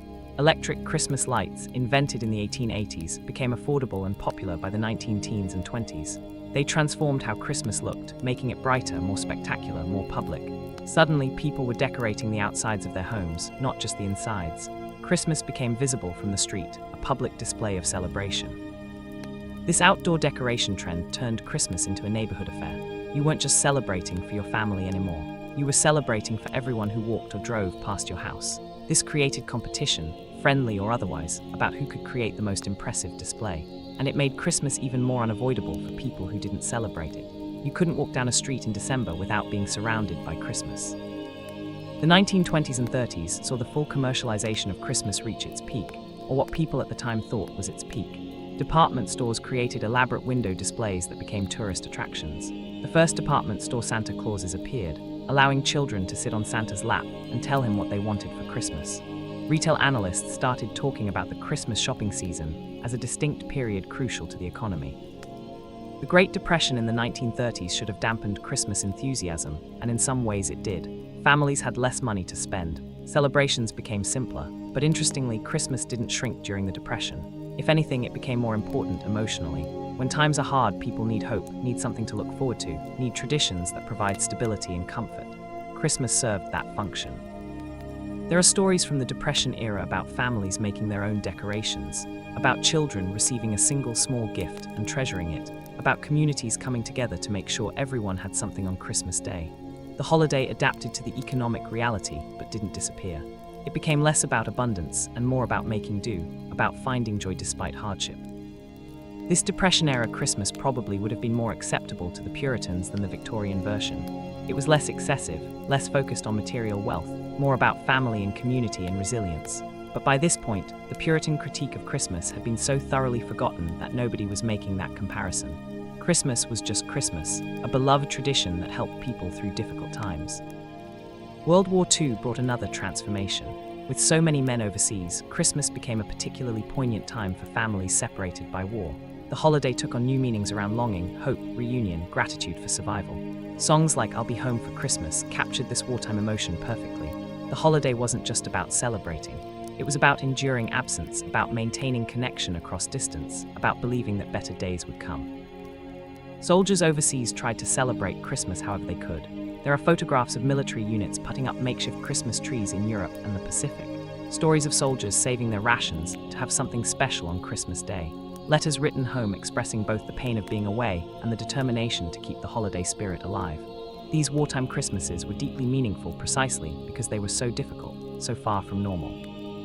When the war ended and soldiers came home, Christmas celebrations became exuberant. The late 1940s and 50s saw an explosion of Christmas enthusiasm. Families reunited, the economy boomed. Suddenly, people could afford elaborate celebrations again and they went all out. This was the era when Christmas decorating really took off, when suburban homes competed to have the most lights, the biggest tree, the most impressive display. This post-war Christmas, prosperous and optimistic and thoroughly commercial, is what many Americans think of when they imagine traditional Christmas. But it's actually a very specific historical moment, a product of post-war economic boom and cultural confidence. It's not timeless or ancient. It's a mid-20th century invention. And yet it became incredibly influential. This is the Christmas that baby boomers remember from their childhoods.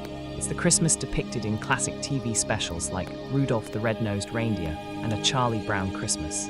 It's the Christmas that shaped American cultural memory of what the holiday should be.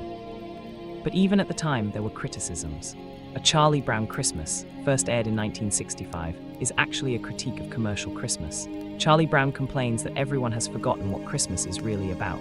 Linus recites the nativity story from the Gospel of Luke as a reminder of the holiday's religious roots. The special ends with the characters singing, "Hark the herald angels sing," around a pathetic little tree. The special was hugely popular, which tells you that Americans were already feeling ambivalent about the Christmas they'd created. They loved the commercial aspects, but also felt guilty about them. They wanted the religious meaning, but were losing touch with it. They celebrated enthusiastically, but also criticized the very ways they were celebrating. This ambivalence is quintessentially American. We want everything. We want the presents and the meaning. We want the spectacle and the authenticity. We want to celebrate and to critique our celebrations simultaneously. And somehow we manage to do both every year without resolving the contradiction. Your eyelids are so heavy now. The weight of all these decades, all these Christmases pressing down like snow. Let it press you into sleep. Let the details dissolve. Let the criticism and the celebration and the contradiction all blur into soft, peaceful nothing.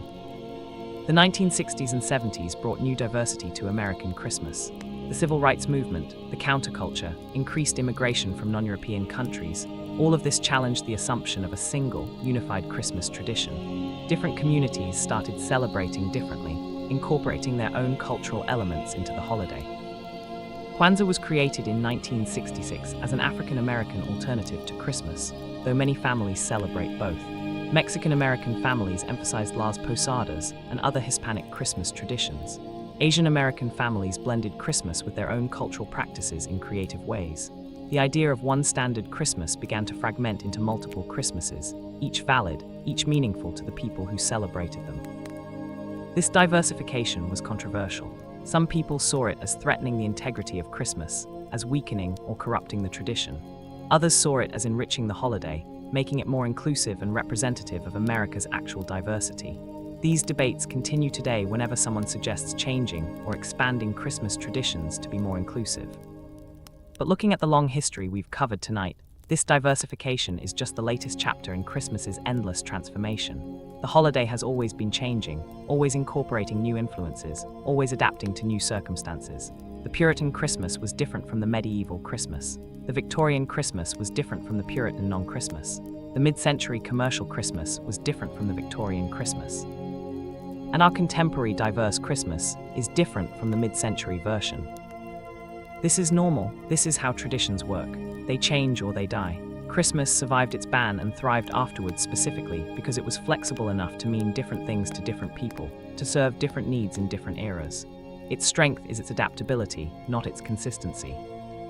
As we moved into the late 20th and early 21st centuries, Christmas became even more complex and contradictory. It's simultaneously more commercial than ever and more criticized for that commercialism. It's both more religiously meaningful to some people and more secular to others. It's more inclusive in some ways and more exclusive in others. It's beloved and complained about, treasured and critiqued, central to American culture and increasingly complicated to navigate. All of which brings us to now, to this moment, this night. You listening to this story about Christmas's long, strange journey from banned holiday to cultural phenomenon. What does it all mean? What are we supposed to take from this history? Maybe just this: traditions are human creations, and humans are complicated, so our traditions will be complicated too. There's no pure, perfect Christmas waiting to be recovered. There's only the messy, contradictory, constantly evolving Christmas we keep creating together, year after year, generation after generation. The Puritans wanted purity. They wanted clear rules, absolute standards, no compromise with anything they saw as corrupt. And they failed. They failed because purity isn't possible in human culture.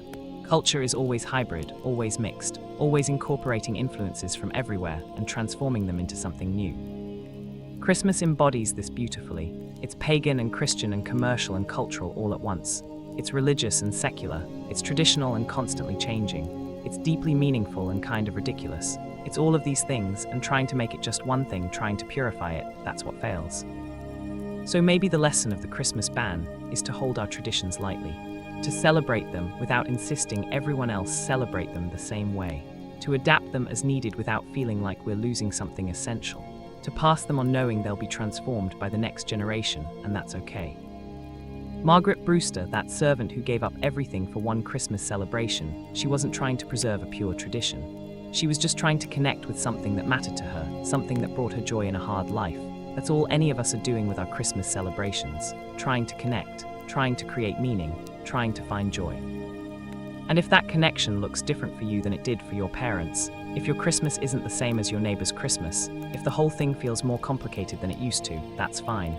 That's normal. That's how it's always been, even when we pretended otherwise. Now, finally, at last, let yourself sleep. You've traveled so far tonight. From 17th century England through colonial America, through Victorian transformation, through world wars and depressions and civil rights and diversification. You've seen Christmas banned and restored and commercialized and criticized and celebrated and transformed. You've seen it all. And now you know, Christmas is whatever we make it. It always has been. The Puritans couldn't stop it. Nothing can stop it, because it's not really about December 25th or Jesus' birth or Santa Claus or presents or any specific thing. It's about humans creating moments of light and connection in the darkness, and we'll keep doing that in whatever forms make sense for as long as humans exist. So rest now. Rest knowing that you're part of this long tradition of people making meaning together.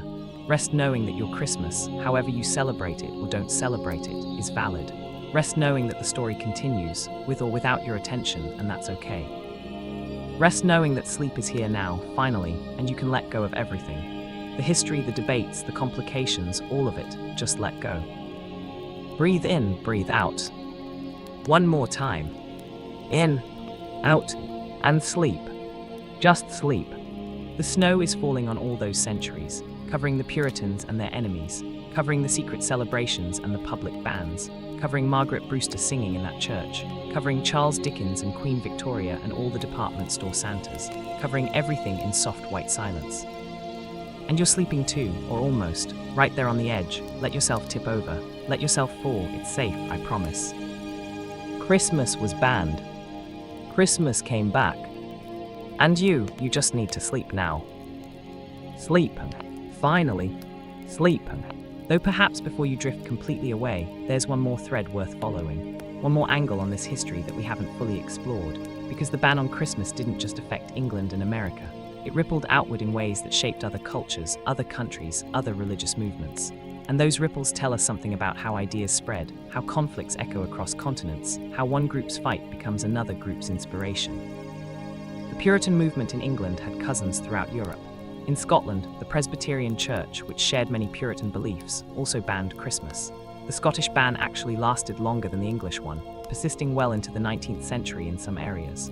Christmas wasn't made a public holiday in Scotland until 1871, and even then many Scots continued to treat it as just another working day. Instead, Scotland developed Hogmanay, their New Year celebration, into the major winter holiday. Hogmanay became everything that Christmas had been, a time for feasting, drinking, gift-giving, visiting friends and family. The Scottish essentially moved the celebration a week later and called it something else. Same human needs, same winter darkness, same desire for light and warmth and connection, just a different date on the calendar. This substitution is fascinating. It shows that you can't really eliminate the human impulse to celebrate. You can ban specific holidays, but people will just create or emphasize different ones to serve the same function. The Puritans and Presbyterians thought they were eliminating pagan corruption. Actually, they were just reshuffling the calendar.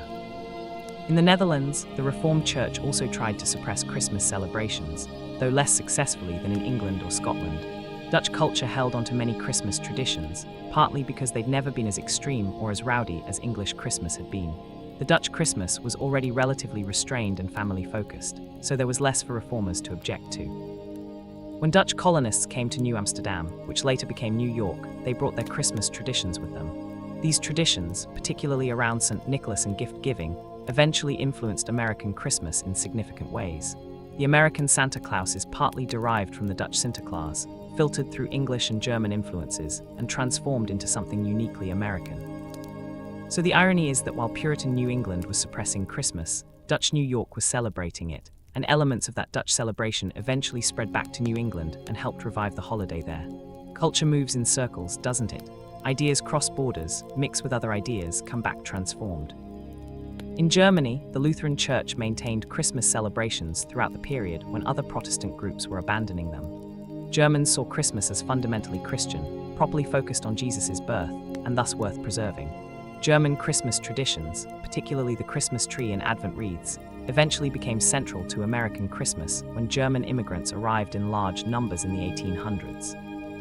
This means that modern American Christmas is actually a blend of multiple traditions that had been in conflict during the 1600s and 1700s. We took the Puritan critique seriously enough to make Christmas less rowdy and more family-focused. We kept the religious elements that survived the ban. We added German customs like Christmas trees. We incorporated Dutch elements like Santa Claus. We layered on Victorian sentimentality and 20th century commercialism. And we called the whole messy synthesis traditional Christmas. Tradition, it turns out, is just whatever elements survived from all the previous conflicts and compromises. There's nothing pure about it. It's all borrowed, all transformed, all mixed together until you can't trace the original sources anymore. Let your breathing deepen. Let the connections between countries and cultures blur into abstraction. You're not trying to remember all this. You're just letting it flow past like water, like time, like the slow drift into sleep. And if this story is helping, if you want more nights like this, don't forget to leave a comment about your own Christmas traditions, where they came from, what they mean to you. I read them all, but tomorrow, that's tomorrow's task. Tonight, just rest. There's another group we haven't talked about much yet, and their story is particularly poignant. The indigenous peoples of North America had no tradition of Christmas, obviously, and when European colonizers arrived with their religious practices, Christmas became part of the colonial imposition. Missionaries used Christmas, among other Christian holidays, as a tool for conversion. They'd create elaborate Christmas celebrations at missions, using the spectacle and the feast and the gifts to attract indigenous people and make Christianity seem appealing. This was strategic. Christmas's sensory richness, its music and light and food, made it effective for conversion purposes in ways that abstract theology couldn't match. But this also meant that Christmas became associated with cultural erasure, with the forced abandonment of indigenous traditions and practices. When Native American children were taken to boarding schools in the late 1800s and early 1900s, they were forced to celebrate Christmas as part of their civilizing education. The holiday that had been banned by Puritans as pagan corruption was now being used to suppress actual indigenous spiritual practices. The irony is brutal. Christmas, which the Puritans rejected for having pagan elements, became a weapon against actual non-Christian religions. The same colonizers who descended from people who'd argued endlessly about whether Christmas was too pagan or not pagan enough now used the holiday to eliminate indigenous spirituality. And yet, some Native American communities eventually made Christmas their own, blending it with their own traditions and creating something new. Pueblo communities in the Southwest, for example, incorporate indigenous dances and ceremonies into Christmas celebrations. The holiday became a space where Native and Christian elements could coexist, sometimes uneasily, sometimes creatively. This pattern of resistance and adaptation parallels what we saw with the English and American responses to the Christmas ban. You can force people to adopt your practices, but you can't fully control how they transform those practices to serve their own needs and preserve their own cultures. Christmas, precisely because it's so flexible and hybrid, can be adapted in ways that missionaries never intended. The African American experience with Christmas follows a similar pattern. Enslaved people in the American South were often given a few days off at Christmas, one of the few breaks in their brutal work schedules. Slaveholders used Christmas as a form of control, a temporary release of pressure that was supposed to make slavery more bearable and thus more sustainable. But enslaved people took those Christmas days and made them their own. They created celebrations that mixed African traditions with Christian elements and European Christmas customs. They used the holiday as a rare opportunity to visit family members who'd been separated by being sold to different plantations. They used the freedom of Christmas to practice African-derived music and dance that was normally forbidden. After emancipation, Christmas took on new meanings in African American communities. It became associated with freedom, with the memory of those days during slavery when they'd had a brief respite. The holiday carried both painful and joyful associations, both the memory of oppression and the celebration of survival and resistance. The creation of Kwanzaa in 1966 by Maulana Karenga was partly an attempt to create an alternative to Christmas that was rooted in African rather than European traditions. Karenga was concerned that African Americans were losing connection to their African heritage by celebrating a European holiday. Kwanzaa was designed to strengthen cultural identity and community bonds without the religious or commercial baggage of Christmas. The fact that many African American families celebrate both Christmas and Kwanzaa, finding value in both, shows again how people refuse to choose one tradition over another when both offer something meaningful. Hybridity isn't a weakness, it's a strength. It allows people to maintain multiple identities, multiple connections, multiple sources of meaning. All of these stories, these different cultural relationships with Christmas, they all trace back in some way to that original conflict between the Puritans and their opponents. That conflict established Christmas as contested ground, as a holiday that could be rejected or embraced or transformed, not just accepted as a given. And that contestation opened up space for all these different groups to develop their own relationships with the holiday. If the Puritans had never banned Christmas, if it had just continued unchanged from medieval times through modernity, it might actually be less diverse, less adaptable, less interesting than it is now. The ban forced Christmas to prove itself, to earn its place in culture rather than just existing out of inertia. And in that process of proving itself, it became something more flexible and inclusive than it had been before. Not perfectly inclusive, Christmas's cultural dominance still creates problems for people who don't celebrate it.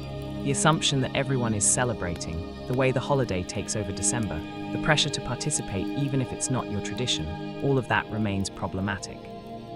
But compared to the medieval Christmas, which was explicitly Christian and not at all concerned with non-Christians, the modern Christmas is at least somewhat more flexible, somewhat more capable of accommodating difference.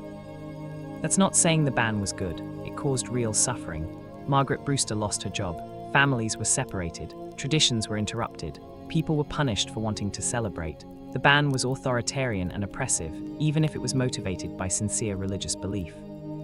But the long-term consequence of the ban was a Christmas that had to reinvent itself, had to become something that could appeal to people beyond just, this is how we've always done it.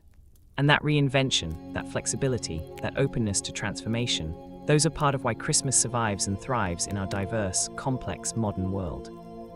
Your mind is wandering now.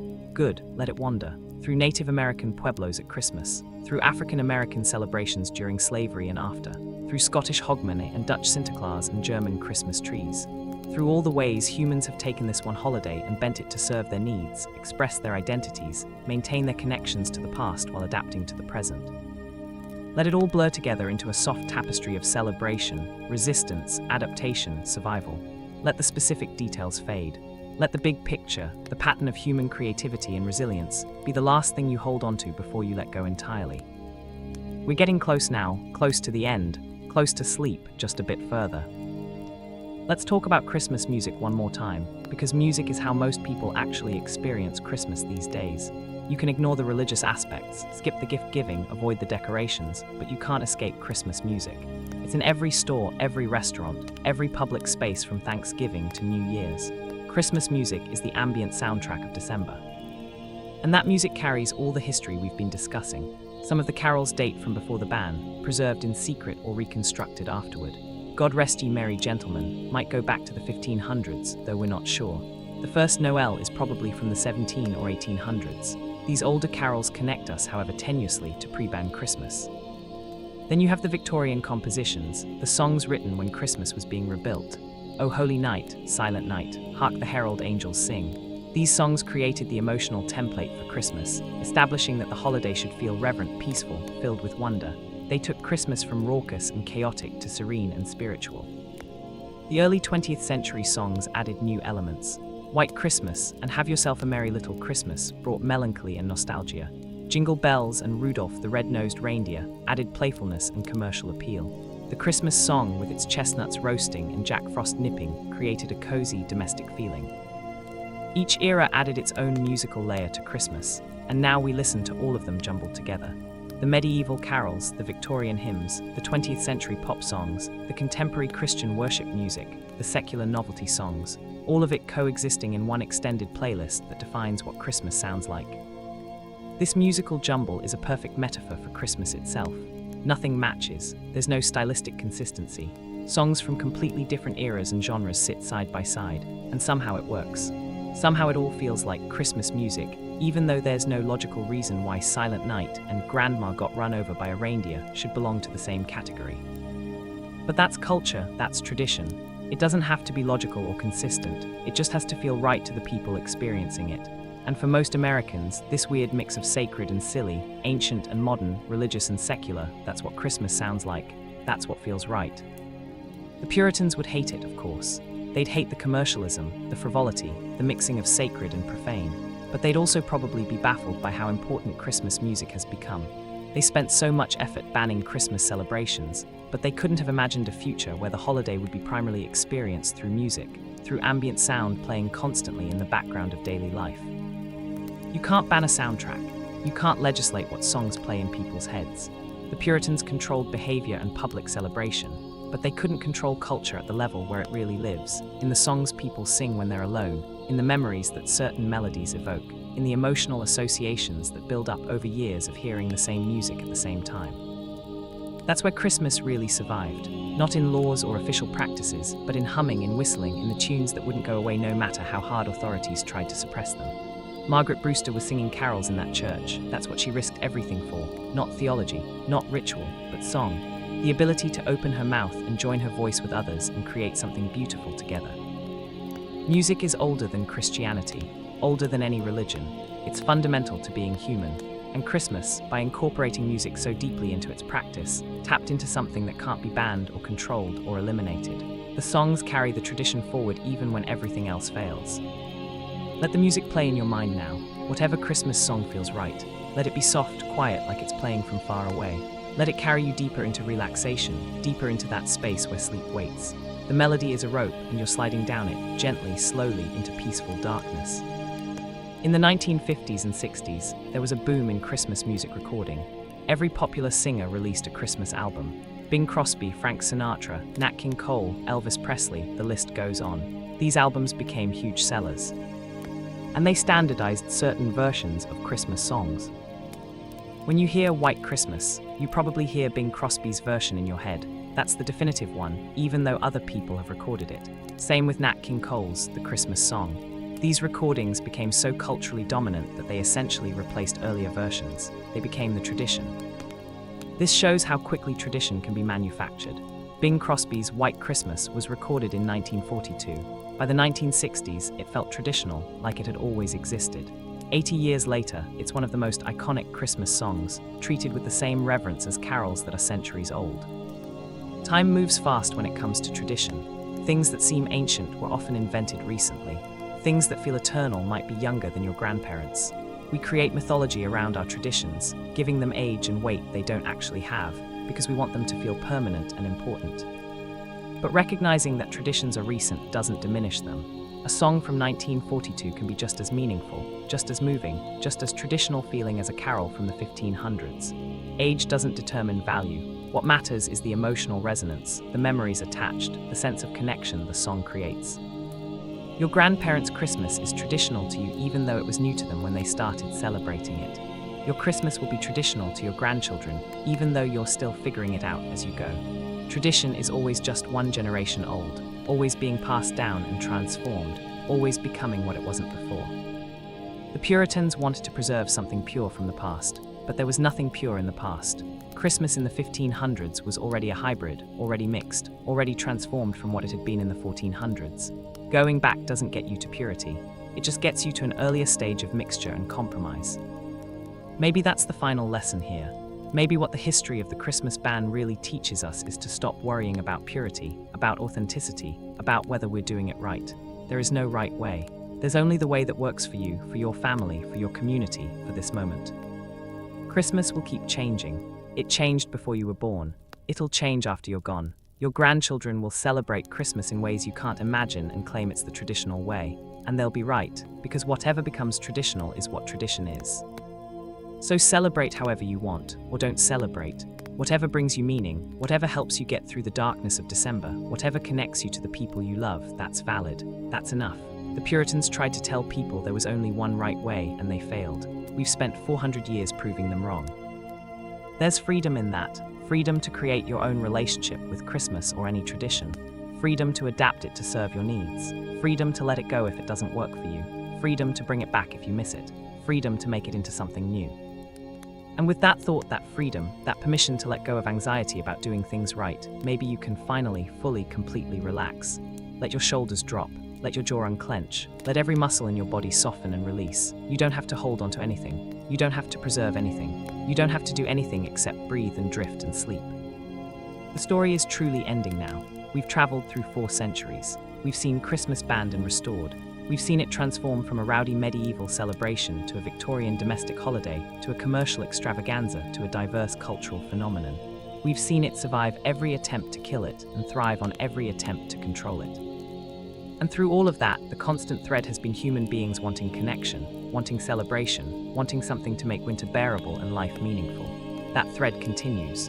It'll continue long after you and I are gone. Christmas will still be here, changed beyond recognition, but somehow still Christmas, still serving that fundamental human need for light in darkness. You're part of that story.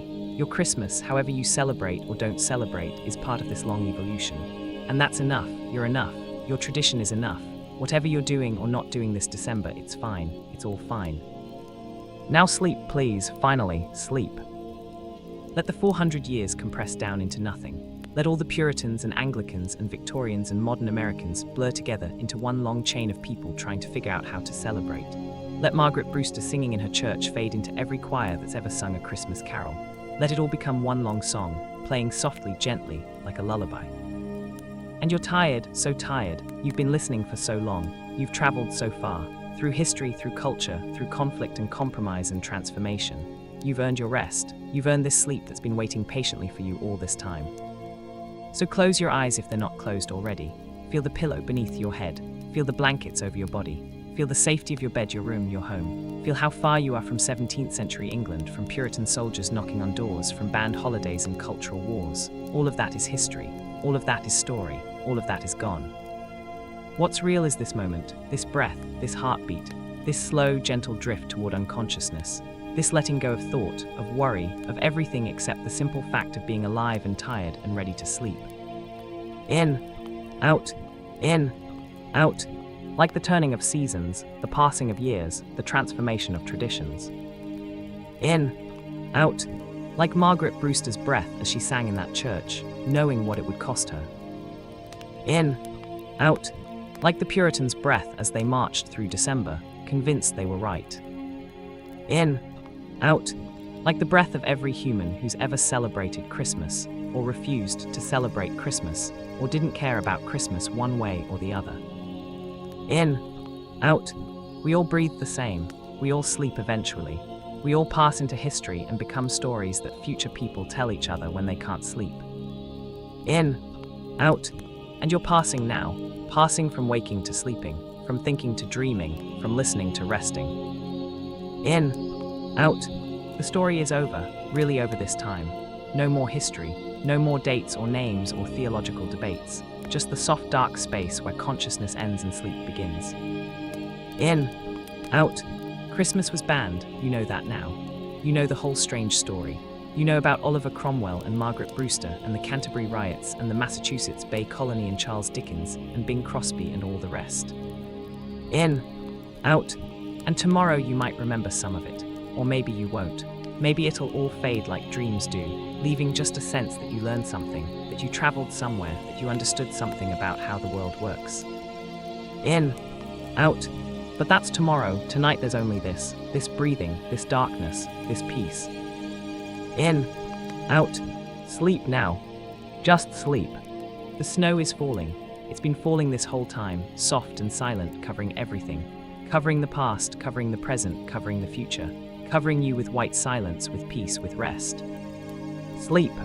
And somewhere in some church or home or street corner, someone is singing a Christmas carol. The same songs that Margaret Brewster sang. The same songs that survived the ban.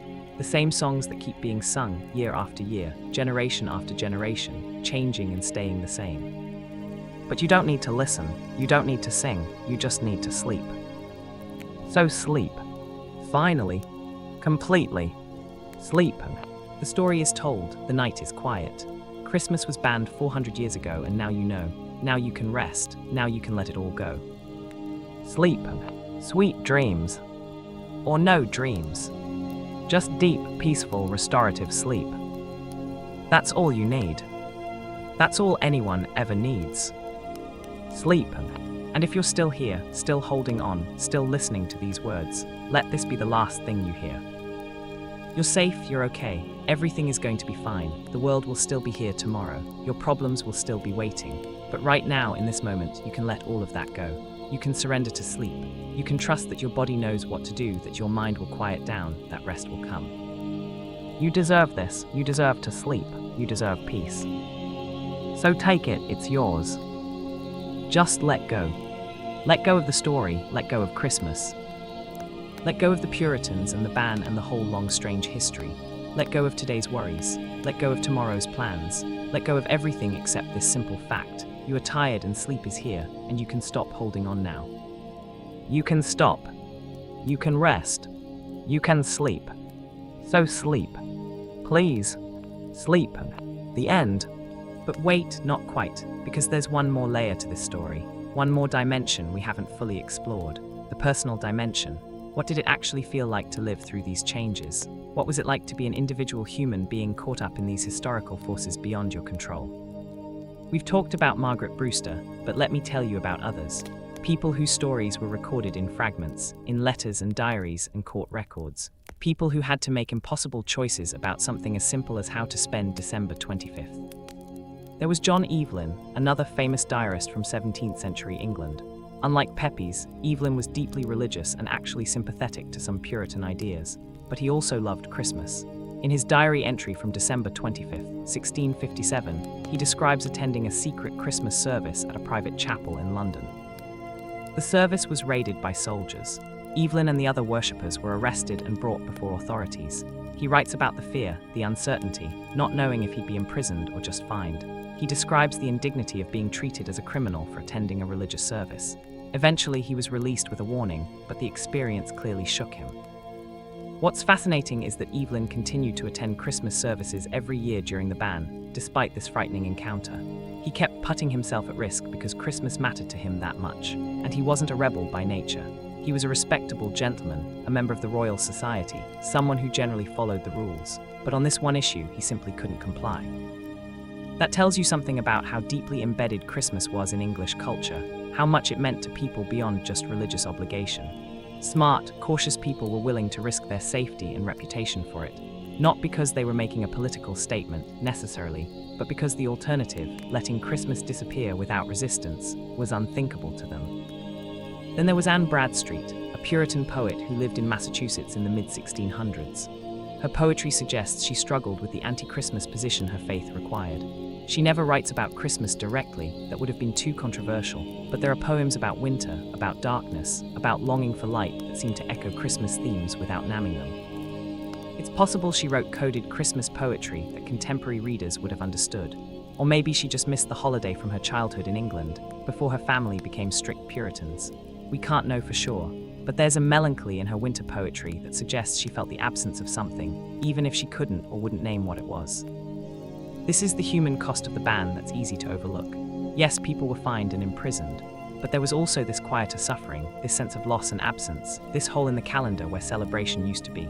For people who'd grown up with Christmas, who'd built their understanding of the year's rhythm around it, its sudden removal must have felt disorienting, like losing a sense or a limb. The year just didn't feel right anymore. And for children born during the ban, there was a different kind of loss. They didn't know what they were missing, but they could sense it from their parents' silences, from the way December felt heavy somehow, weighted with something unspoken. Some of these children, when they grew up, sought out information about the banned holiday, curious about what their parents remembered but wouldn't talk about. Imagine being 15 years old in 1655, asking your mother what Christmas was like, and watching her face close down, watching her refuse to answer because remembering is too painful or too dangerous. That's cultural trauma right there. That's how the suppression of celebration echoes across generations. Let your mind drift through these individual stories. Let them blur together into a tapestry of human experience, all the private struggles and compromises and small acts of resistance that never made it into history books. This is where history really lives, not in the big events, but in the countless individual moments of choice and feeling and consequence. You're getting sleepier, I can feel it. Your attention is fragmenting, your thoughts are becoming less coherent, and that's perfect. That's exactly what should be happening. Stay with me just a little longer, and then I'll let you go completely.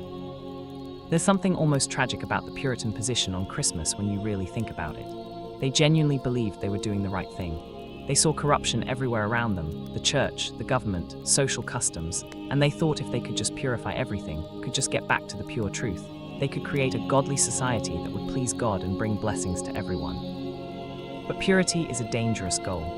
It leads to rigidity, to intolerance, to the persecution of anyone who doesn't match your vision of what pure should look like.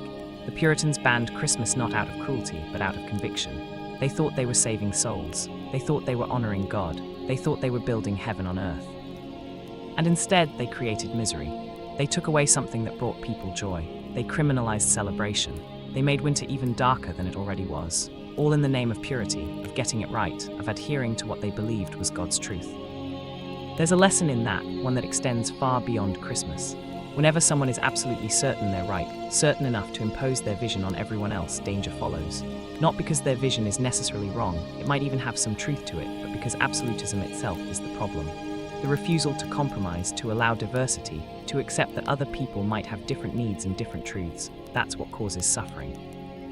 The Puritans were right that Christmas had pagan elements. They were right that it had become excessive and commercial, and somewhat disconnected from its supposed religious meaning. But they were wrong to think the solution was elimination rather than reformation. They were wrong to think they could or should control everyone's behavior and belief. They were wrong to prioritize their vision of purity over people's very human need for celebration and rest. And their wrongness, their overreach, created a backlash that made Christmas stronger and more important than it had been before. If they'd just left it alone, Christmas might have gradually faded on its own as society changed. Instead, by banning it, they made it precious. They made it worth fighting for. They ensured its survival by trying to kill it. This is the paradox of prohibition. Whether we're talking about Christmas or alcohol or anything else, banning something doesn't eliminate the desire for it. It just drives that desire underground, where it becomes more intense, more meaningful, more worthy of sacrifice. The Puritans created the very thing they feared, a Christmas that was more culturally important, more emotionally resonant, more central to people's identity than it had ever been before. Your breathing is so slow now, so deep and regular. You're on the very edge of sleep, teetering on that threshold between waking and dreaming, just a little bit further, just a few more thoughts, and then I'll release you into the darkness. Think about how the Christmas story parallels other stories of prohibition and return. The myth of Persephone, who descends into the underworld and then returns, bringing spring with her. The biblical stories of exile and return, of the Israelites leaving Egypt, being captive in Babylon, eventually returning to Jerusalem. The hero's journey, where the protagonist goes into darkness and emerges transformed. Christmas went into exile. It descended into an underworld of secrecy and suppression. And then it returned, changed but recognizable, bringing light and celebration back to winter. The pattern is archetypal, which is maybe why the story resonates even though most people don't know it happened. We all experience exile and return in our own lives. Things we love that we lose and then recover, transformed by the loss. Traditions we abandon and then rediscover. Parts of ourselves we suppress and then reclaim. The Christmas ban is just one example of a universal pattern, a pattern of loss and restoration that defines human experience. And maybe that's why Christmas survives, why it keeps adapting, why it refuses to die no matter what anyone does to it. Because it's not really about December 25th or Jesus' birth or any specific thing. It's about that pattern of darkness and light, loss and recovery, death and rebirth. It's about the promise that what's lost can be found again, that what descends will rise, that spring follows winter and light returns after darkness. Those are promises we desperately need, especially in winter, especially in hard times, especially when things feel hopeless. And Christmas, with its lights in the darkness and its celebration at the darkest time of year, embodies those promises in a way that speaks to something deep in the human psyche. The Puritans thought they were banning a holiday. Actually, they were trying to ban hope itself, trying to eliminate the ritual expression of humanity's refusal to surrender to darkness. And that's why they failed, because hope is ineradicable. You can suppress it, but you can't eliminate it. It keeps emerging in new forms, keeps finding new expressions, keeps insisting that light will return even when everything seems dark. And on that thought, that promise of light returning, let yourself finally, completely, absolutely surrender to sleep. You've held on so long. You've listened to this entire long, winding story about Christmas and the Puritans and cultural evolution and human resilience. You've earned your rest. You've more than earned it. So let go now. Let your consciousness dissolve. Let the story fade. Let everything fade except the simple sensation of lying in bed, breathing, existing, being held by gravity and darkness and the promise of sleep. The Puritans banned Christmas 400 years ago, and now you know the story. You know why they did it, what happened, how it ended. You know about the secret celebrations and the quiet resistance and the eventual return of the holiday. You know about Margaret Brewster and Samuel Pepys and John Evelyn and Anne Bradstreet. You know about the transformation of Christmas from medieval rowdiness to Victorian sentiment to modern commercialism. You know all of this, and now you can let it go. You can release it into your unconscious where it will settle and perhaps inform your dreams, or perhaps just dissolve into nothing, into the void where all temporary knowledge goes. Either way, it's done its job. It's carried you to this place, this threshold, this moment of final release. And now there's nothing left to do except cross that threshold. Step from waking into sleeping, from consciousness into dreams, from effort into rest. Do it now, let yourself fall. I'll catch you. Sleep will catch you. You won't fall into danger or pain or anything except deep, restorative, peaceful sleep. The kind of sleep where you wake up hours later feeling like no time passed at all. The kind of sleep that heals and restores and prepares you for tomorrow. That sleep is here. It's been here all along, waiting patiently. And now finally you can accept what it's offering. You can stop resisting. You can stop holding on. You can let yourself be held instead by the bed, by the darkness, by the ancient human rhythm of waking and sleeping that has repeated every single day since humans existed. You're part of that rhythm, you always have been. And right now in this moment, the rhythm is calling you towards sleep. Answer that call, honor that rhythm. Close your eyes if they're somehow still open. Relax your body if there's somehow still tension anywhere. Let your mind go quiet if thoughts are somehow still forming. And sleep. Just sleep. I'm going to stop talking now. The story is truly, finally, completely over. Christmas was banned. Christmas came back. That's the whole story. Beginning, middle, end. You know it now and you can rest. So rest. Sleep. Deeply. Peacefully. Until morning. Good night. And if you enjoyed this journey through history, if this helped you find the sleep you were looking for, remember to hit that like button, drop a comment, and subscribe to Dreamless Timelines for more nights of peaceful, fascinating history. We'll be here whenever you need us, ready to walk you through the quiet corners of the past while your body remembers how to rest. But that's all tomorrow's concern. Tonight there's only sleep, only darkness, only peace. Sweet dreams, traveler. Or no dreams at all. Just rest. Deep, complete, restorative rest. You've earned it. Now claim it. Sleep. Silence. After several minutes of silence, a very soft continuation for those still awake. You're still here, I can sense it. Some part of you is still holding on, still listening, still resisting the pull of sleep even though you're so tired, so ready. That's okay, some nights are like that. Some nights, sleep is stubborn, and so are you, and the two of you circle each other like dance partners who can't quite find the rhythm. So let me try one more approach. Let me tell you about the silence. During the ban, the silence was the loudest thing. The absence of bells on Christmas morning, the absence of carols in the streets, the absence of special services, special meals, special anything. December 25th arrived and passed with nothing to mark it except the collective not mentioning, the shared act of pretending it was just another day. That silence had weight, it had presence.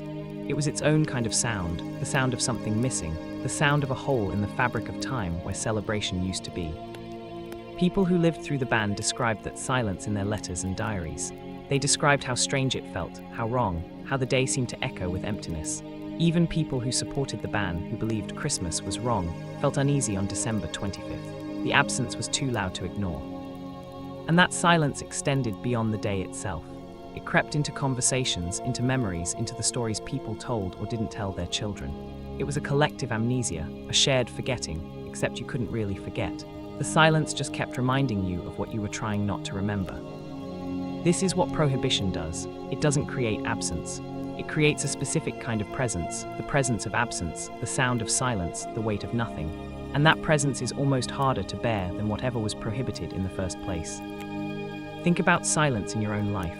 The silence after someone leaves, the silence of an empty house, the silence of words unsaid. Silence is never really silent. It's always full of what's not there, what used to be there, what should be there. And right now, as you lie in the dark, there's a silence around you. The silence of night. The silence of a world mostly asleep. The silence of your own thoughts starting to fade and dissolve. That silence is your friend. It's not empty. It's full of peace, full of rest, full of the promise that sleep is near. Listen to the silence. Don't fight it. Don't try to fill it with thoughts or worries or plans. Just let it be. Let it hold you. Let it become the space where you finally stop trying and start sleeping. The Puritans tried to create silence around Christmas and ended up making the holiday louder. You're trying to create silence in your mind so you can sleep. The difference is, you're not fighting against something. You're allowing something. You're creating space for sleep rather than trying to eliminate wakefulness. That's a gentler approach, a wiser one. Sleep doesn't respond well to force.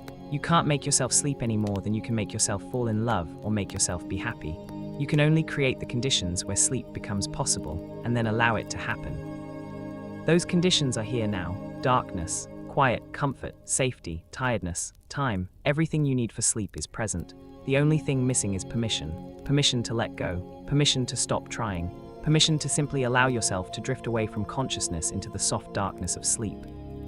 So I'm giving you that permission. However much it might be worth, coming from a stranger's voice telling you a story about Christmas, I'm giving you permission to sleep.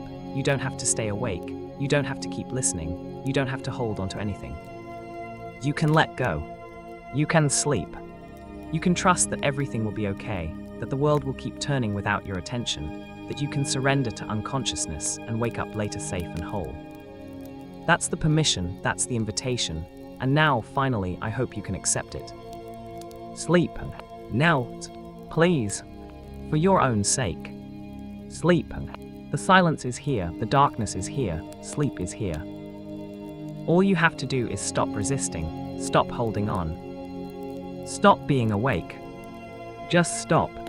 And in that stopping, in that final release, sleep will rush in to fill the space. It's been waiting so patiently, don't make it wait anymore. Sleep. I'm done now, really done. I have nothing more to say. The story is told. The invitation is given. The permission is granted. Everything else is up to you. And up to sleep. So surrender to it. Let it take you. Let yourself fall. Into darkness. Into rest. into sleep. Good night. Goodbye. Sleep well. The end.